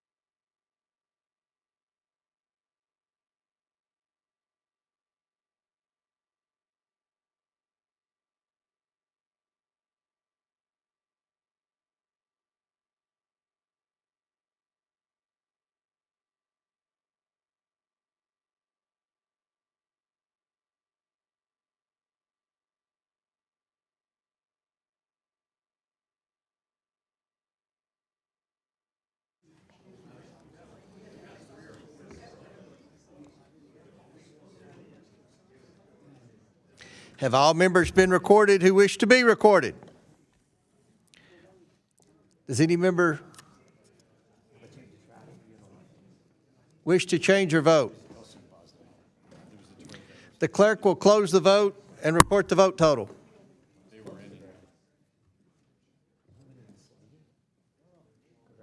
Mr. Chairman, on this vote, the ayes are 20, the nays are 19.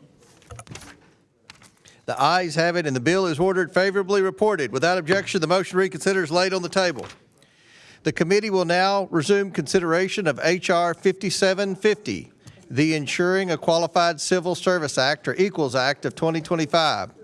The question is now on the previously postponed amendment to the amendment in the nature of a substitute offered by Mr. Lynch from Massachusetts. Members will record their votes using the electronic voting system. The clerk will now open the vote on the Lynch amendment to the amendment of H.R. 5750. We don't know. This is Lynch's. Guts the bill.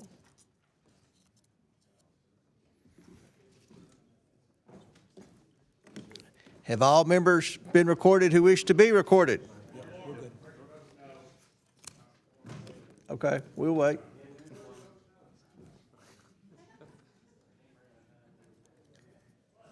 Does any member wish to change their vote? The clerk will close the vote and report the vote total. Mr. Chairman, on this vote, the ayes are 19, the nays are 23. The noes have it, and the Lynch amendment is not agreed to. The question is now on the amendment in the nature of a substitute to H.R. 5750. All those in favor signify by saying aye. Aye. All those opposed signify by saying no. In the opinion of the chairs, the ayes have it. The amendment in the nature of a substitute to H.R. 5750 is agreed to.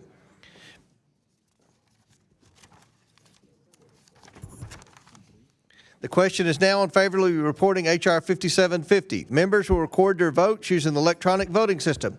The clerk will now open the vote on favorably reporting H.R. 5750.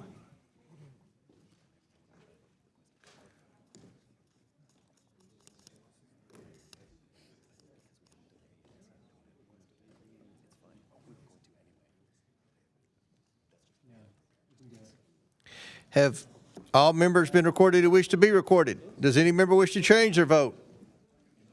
The clerk will close the vote and report the vote total.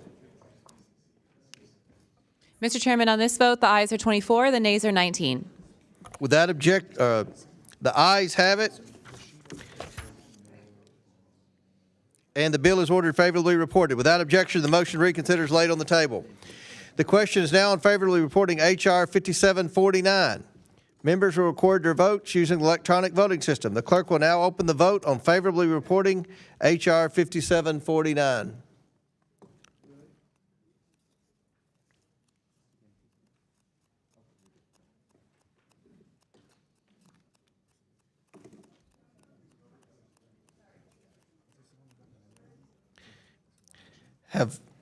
Have all members been recorded who wish to be recorded? Does any member wish to change their vote? The clerk will close the vote, report the vote total. Mr. Chairman, on this vote, the ayes are 24, the nays are 19. The ayes have it, and the bill is ordered favorably reported. Without objection, the motion to reconsider is laid on the table. The question is now on favorably reporting H.R. 6329. Members will record their votes using the electronic voting system. The clerk will now open the vote on favorably reporting H.R. 6329.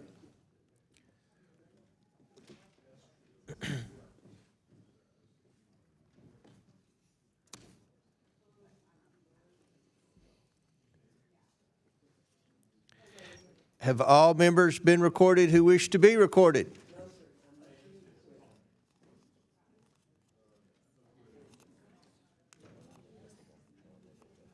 Does any member wish to change?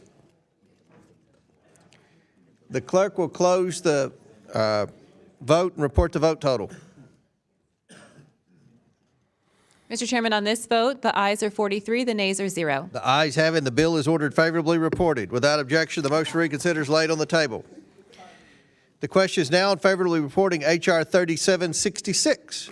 Members will record their votes using the electronic voting system. The clerk will now open the vote on favorably reporting H.R. 3766.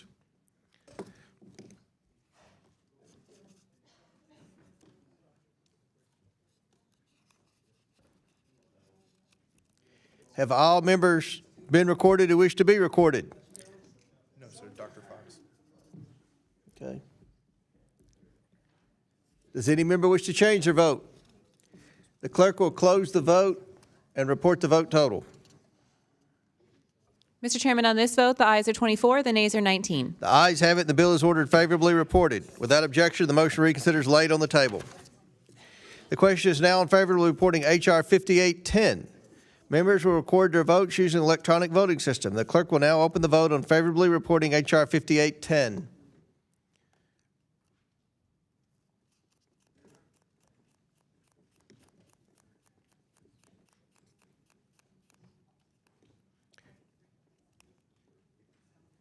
Does any member wish to change their vote?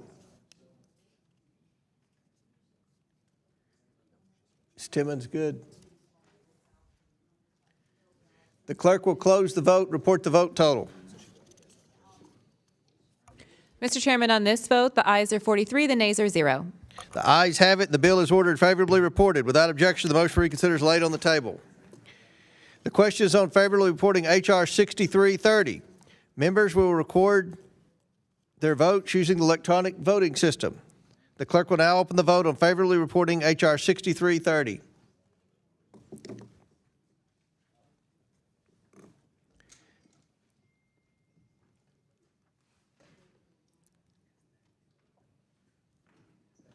Have all members been recorded who wish to be recorded?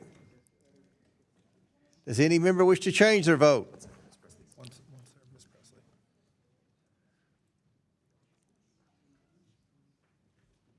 Have all members been recorded who wish to be recorded? The clerk will close the vote and report the vote total. Mr. Chairman, on this vote, the ayes are 37, the nays are 6. The ayes have it, and the bill is ordered favorably reported. Without objection, the motion for reconsider is laid upon the table. The question is now favorably reporting H.R. 5457. Members will record their votes using electronic voting system. The clerk will now open the vote on favorably reporting H.R. 5457.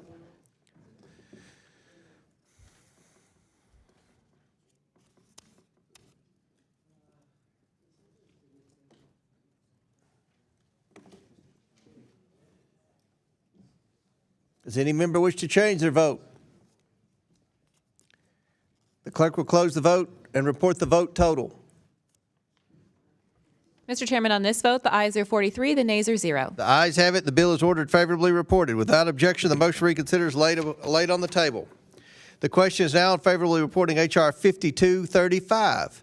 Members will record their votes using the electronic voting system. The clerk will now open the vote on favorably reporting H.R. 5235.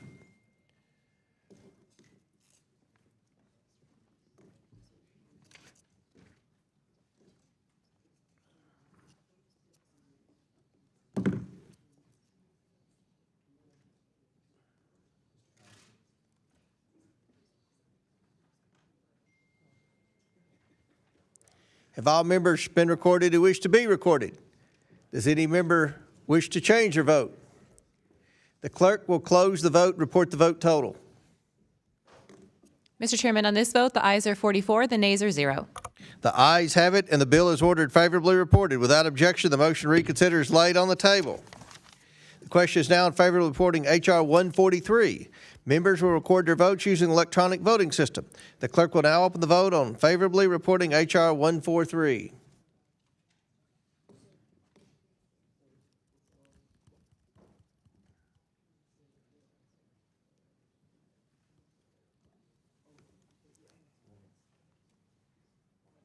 Have all members been recorded who wish to be recorded? Is that good? Have all? Does any member wish to change their vote? The clerk will close the vote and report the vote total. Mr. Chairman, on this vote, the ayes are 25, the nays are 19. The ayes have it. The bill is ordered favorably reported. Without objection, the motion to reconsider is laid on the table. The question is now on favorably reporting H.R. 5578. Members will record their votes using electronic voting system. The clerk will now open the vote on favorably reporting H.R. 5578.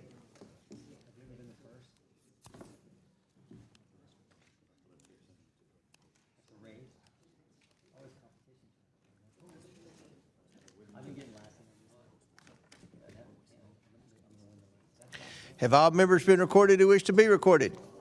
Does any member wish to change their vote? The clerk will close the vote and report the vote total. Mr. Chairman, on this vote, the ayes are 44, the nays are 0. The ayes have it, and the bill is ordered favorably reported. Without objection, the motion to reconsider is laid on the table. Pursuant to notice, I now call up the following en bloc postal naming bills which were distributed in advance on this markup. HRs 5831, 5773, 5058, 4707, 4635, 3393, 2466, 2175, 1706, 1461, 1431, 6310, 6317, and 6332. Without objection, the bills are considered read. If any member would like to speak on any of those measures, they may do so now. Chair recognizes Ms. Norton from Washington, D.C. Thank you, Mr. Speaker. I am deeply disappointed that Republicans removed from the agenda my bill to name a post office in the District of Columbia after Chuck Brown because he was convicted of a crime. The hypocrisy of shock is shocking, but not surprising. Republicans on this committee cheered the pardons issued by President Trump, who was himself convicted of crimes, to the violent insurrectionists who attacked the Capitol on January 6. Chuck Brown, known as the godfather of go-go, was a D.C. resident most of his life. He is credited with creating go-go music, which is the official music of D.C. His musical catalog spanned 22 studio albums over 3 decades. He earned a Grammy nomination and was awarded a National Endowment for the Arts National Heritage Fellowship. D.C. named a park and street after him. D.C. loves Chuck Brown, and he loved D.C. He had a significant impact on D.C.'s history and culture, as well as music. I regret that Republicans on this committee refuse to honor this legend. Gentlelady yields back. Chair recognizes Mr. Biggs from Arizona. Thank you, Mr. Chairman. Officer Zane Coolidge was everything we hoped for in a police officer. He was born and raised in Phoenix. He chose to serve the very community that raised him and lived out that commitment with honor and courage. He represented the best of law enforcement. From serving as a field training officer to mentoring younger recruits, Officer Coolidge helped shape the next generation of Phoenix police officers. His death was a tragic reminder of the dangers our other officers face every day, all our officers face every day. Officer Coolidge was shot in the line of duty by a convicted felon who had many felony convictions, and yet he was released. They were chasing, he and his partner, Officer Coolidge and his partner were chasing this individual down. The man jumped a fence and fired at them, and after 3 days, Officer Coolidge succumbed. He leaves behind a wife, a young daughter, and a grieving community. He was a brand new husband and father. His loss is felt deeply, not only by his family, but the entire Phoenix PD and the people of Arizona. So with that, Mr. Chairman, I encourage everyone to vote for this bill.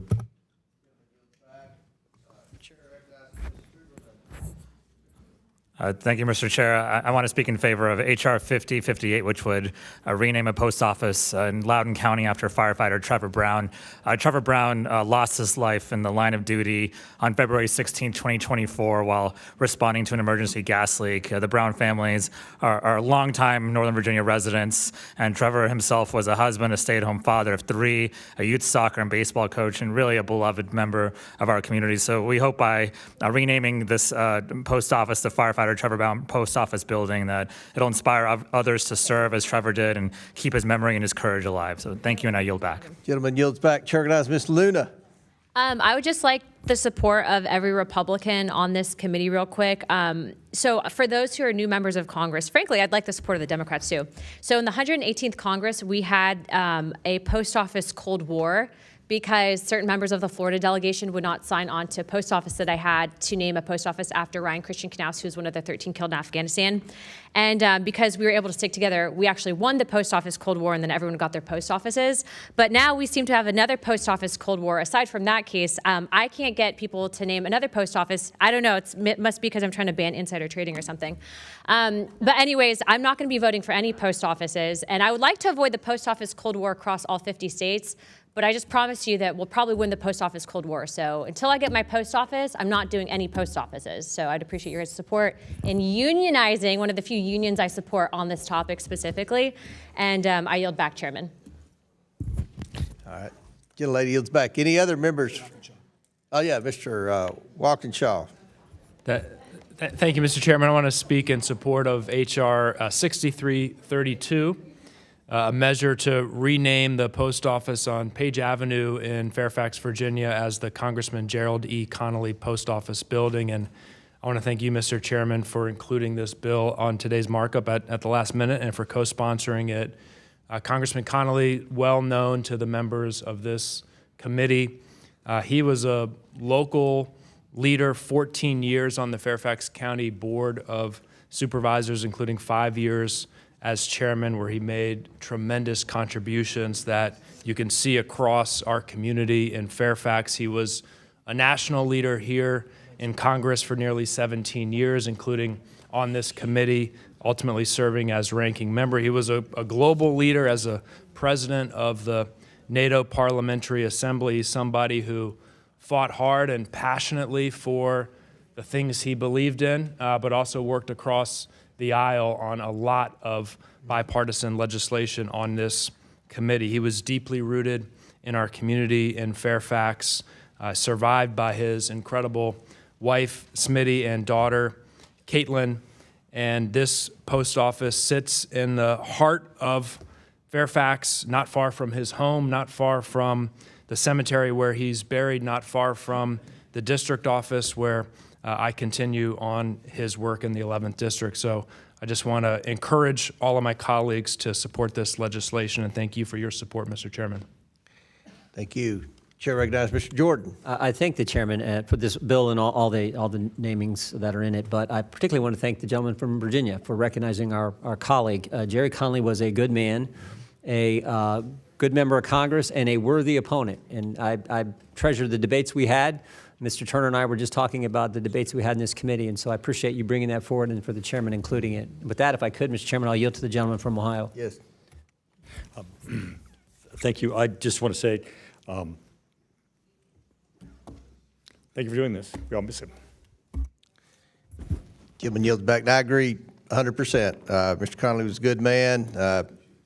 We didn't always agree, but I think his heart was in the right place. He always tried to file good legislation and represented his district well, and he was a great quality member of Congress. So we're happy to support in the naming of the post office in his hometown. Any other members seek recognition? Mr. Burchett. Thank you, Mr. Chairman. I was told that I had a post office naming in this. Is it in there? I can't find it on the list. I received a message from Leader Scalise this week. Hold on one second. It's for my. We'll suspend for one moment. Can I give you the name? Or do you need the name of it? Okay, it's man's name's Harold Middlebrook. He's a civil rights leader in our community. Marched with Dr. King. In Knoxville? Yeah, he lives in Knoxville. I mean, he marched with Dr. King in Memphis, but. It's under suspension on the House floor, not in committee. Where's that? It's already been marked up. Okay, never mind. Got I think it. it's there. Yeah. It's already there, so. We always take care of you. I was prepared to give a really good speech Yeah. for him. Interesting thing about Dr. Middlebrook is I don't think he had ever voted for me in his life, but we were dear friends, so it was a pretty good relationship. Good deal. Any other members seek recognition on the postal bills? All right. The question is now on favorably reporting the en bloc package. All those in favor signify by saying aye. Aye. Any opposed, say no. In the opinion of the chair, the ayes have it. The en bloc measures are favorably reported. Recorded vote? Okay. Really? Okay, we can, they want a recorded vote? A recorded vote is ordered. Members will record their votes using the electronic voting system. The clerk will now open the vote on favorably reporting the en bloc package.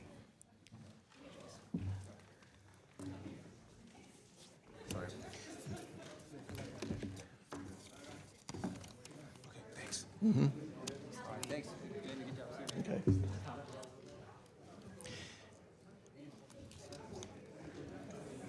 Have all members been recorded who wish to be recorded?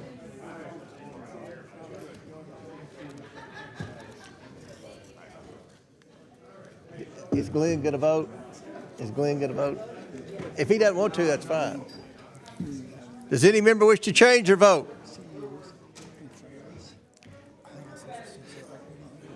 The clerk will close the vote and report the vote total. So I'm going to need you. You get a what now?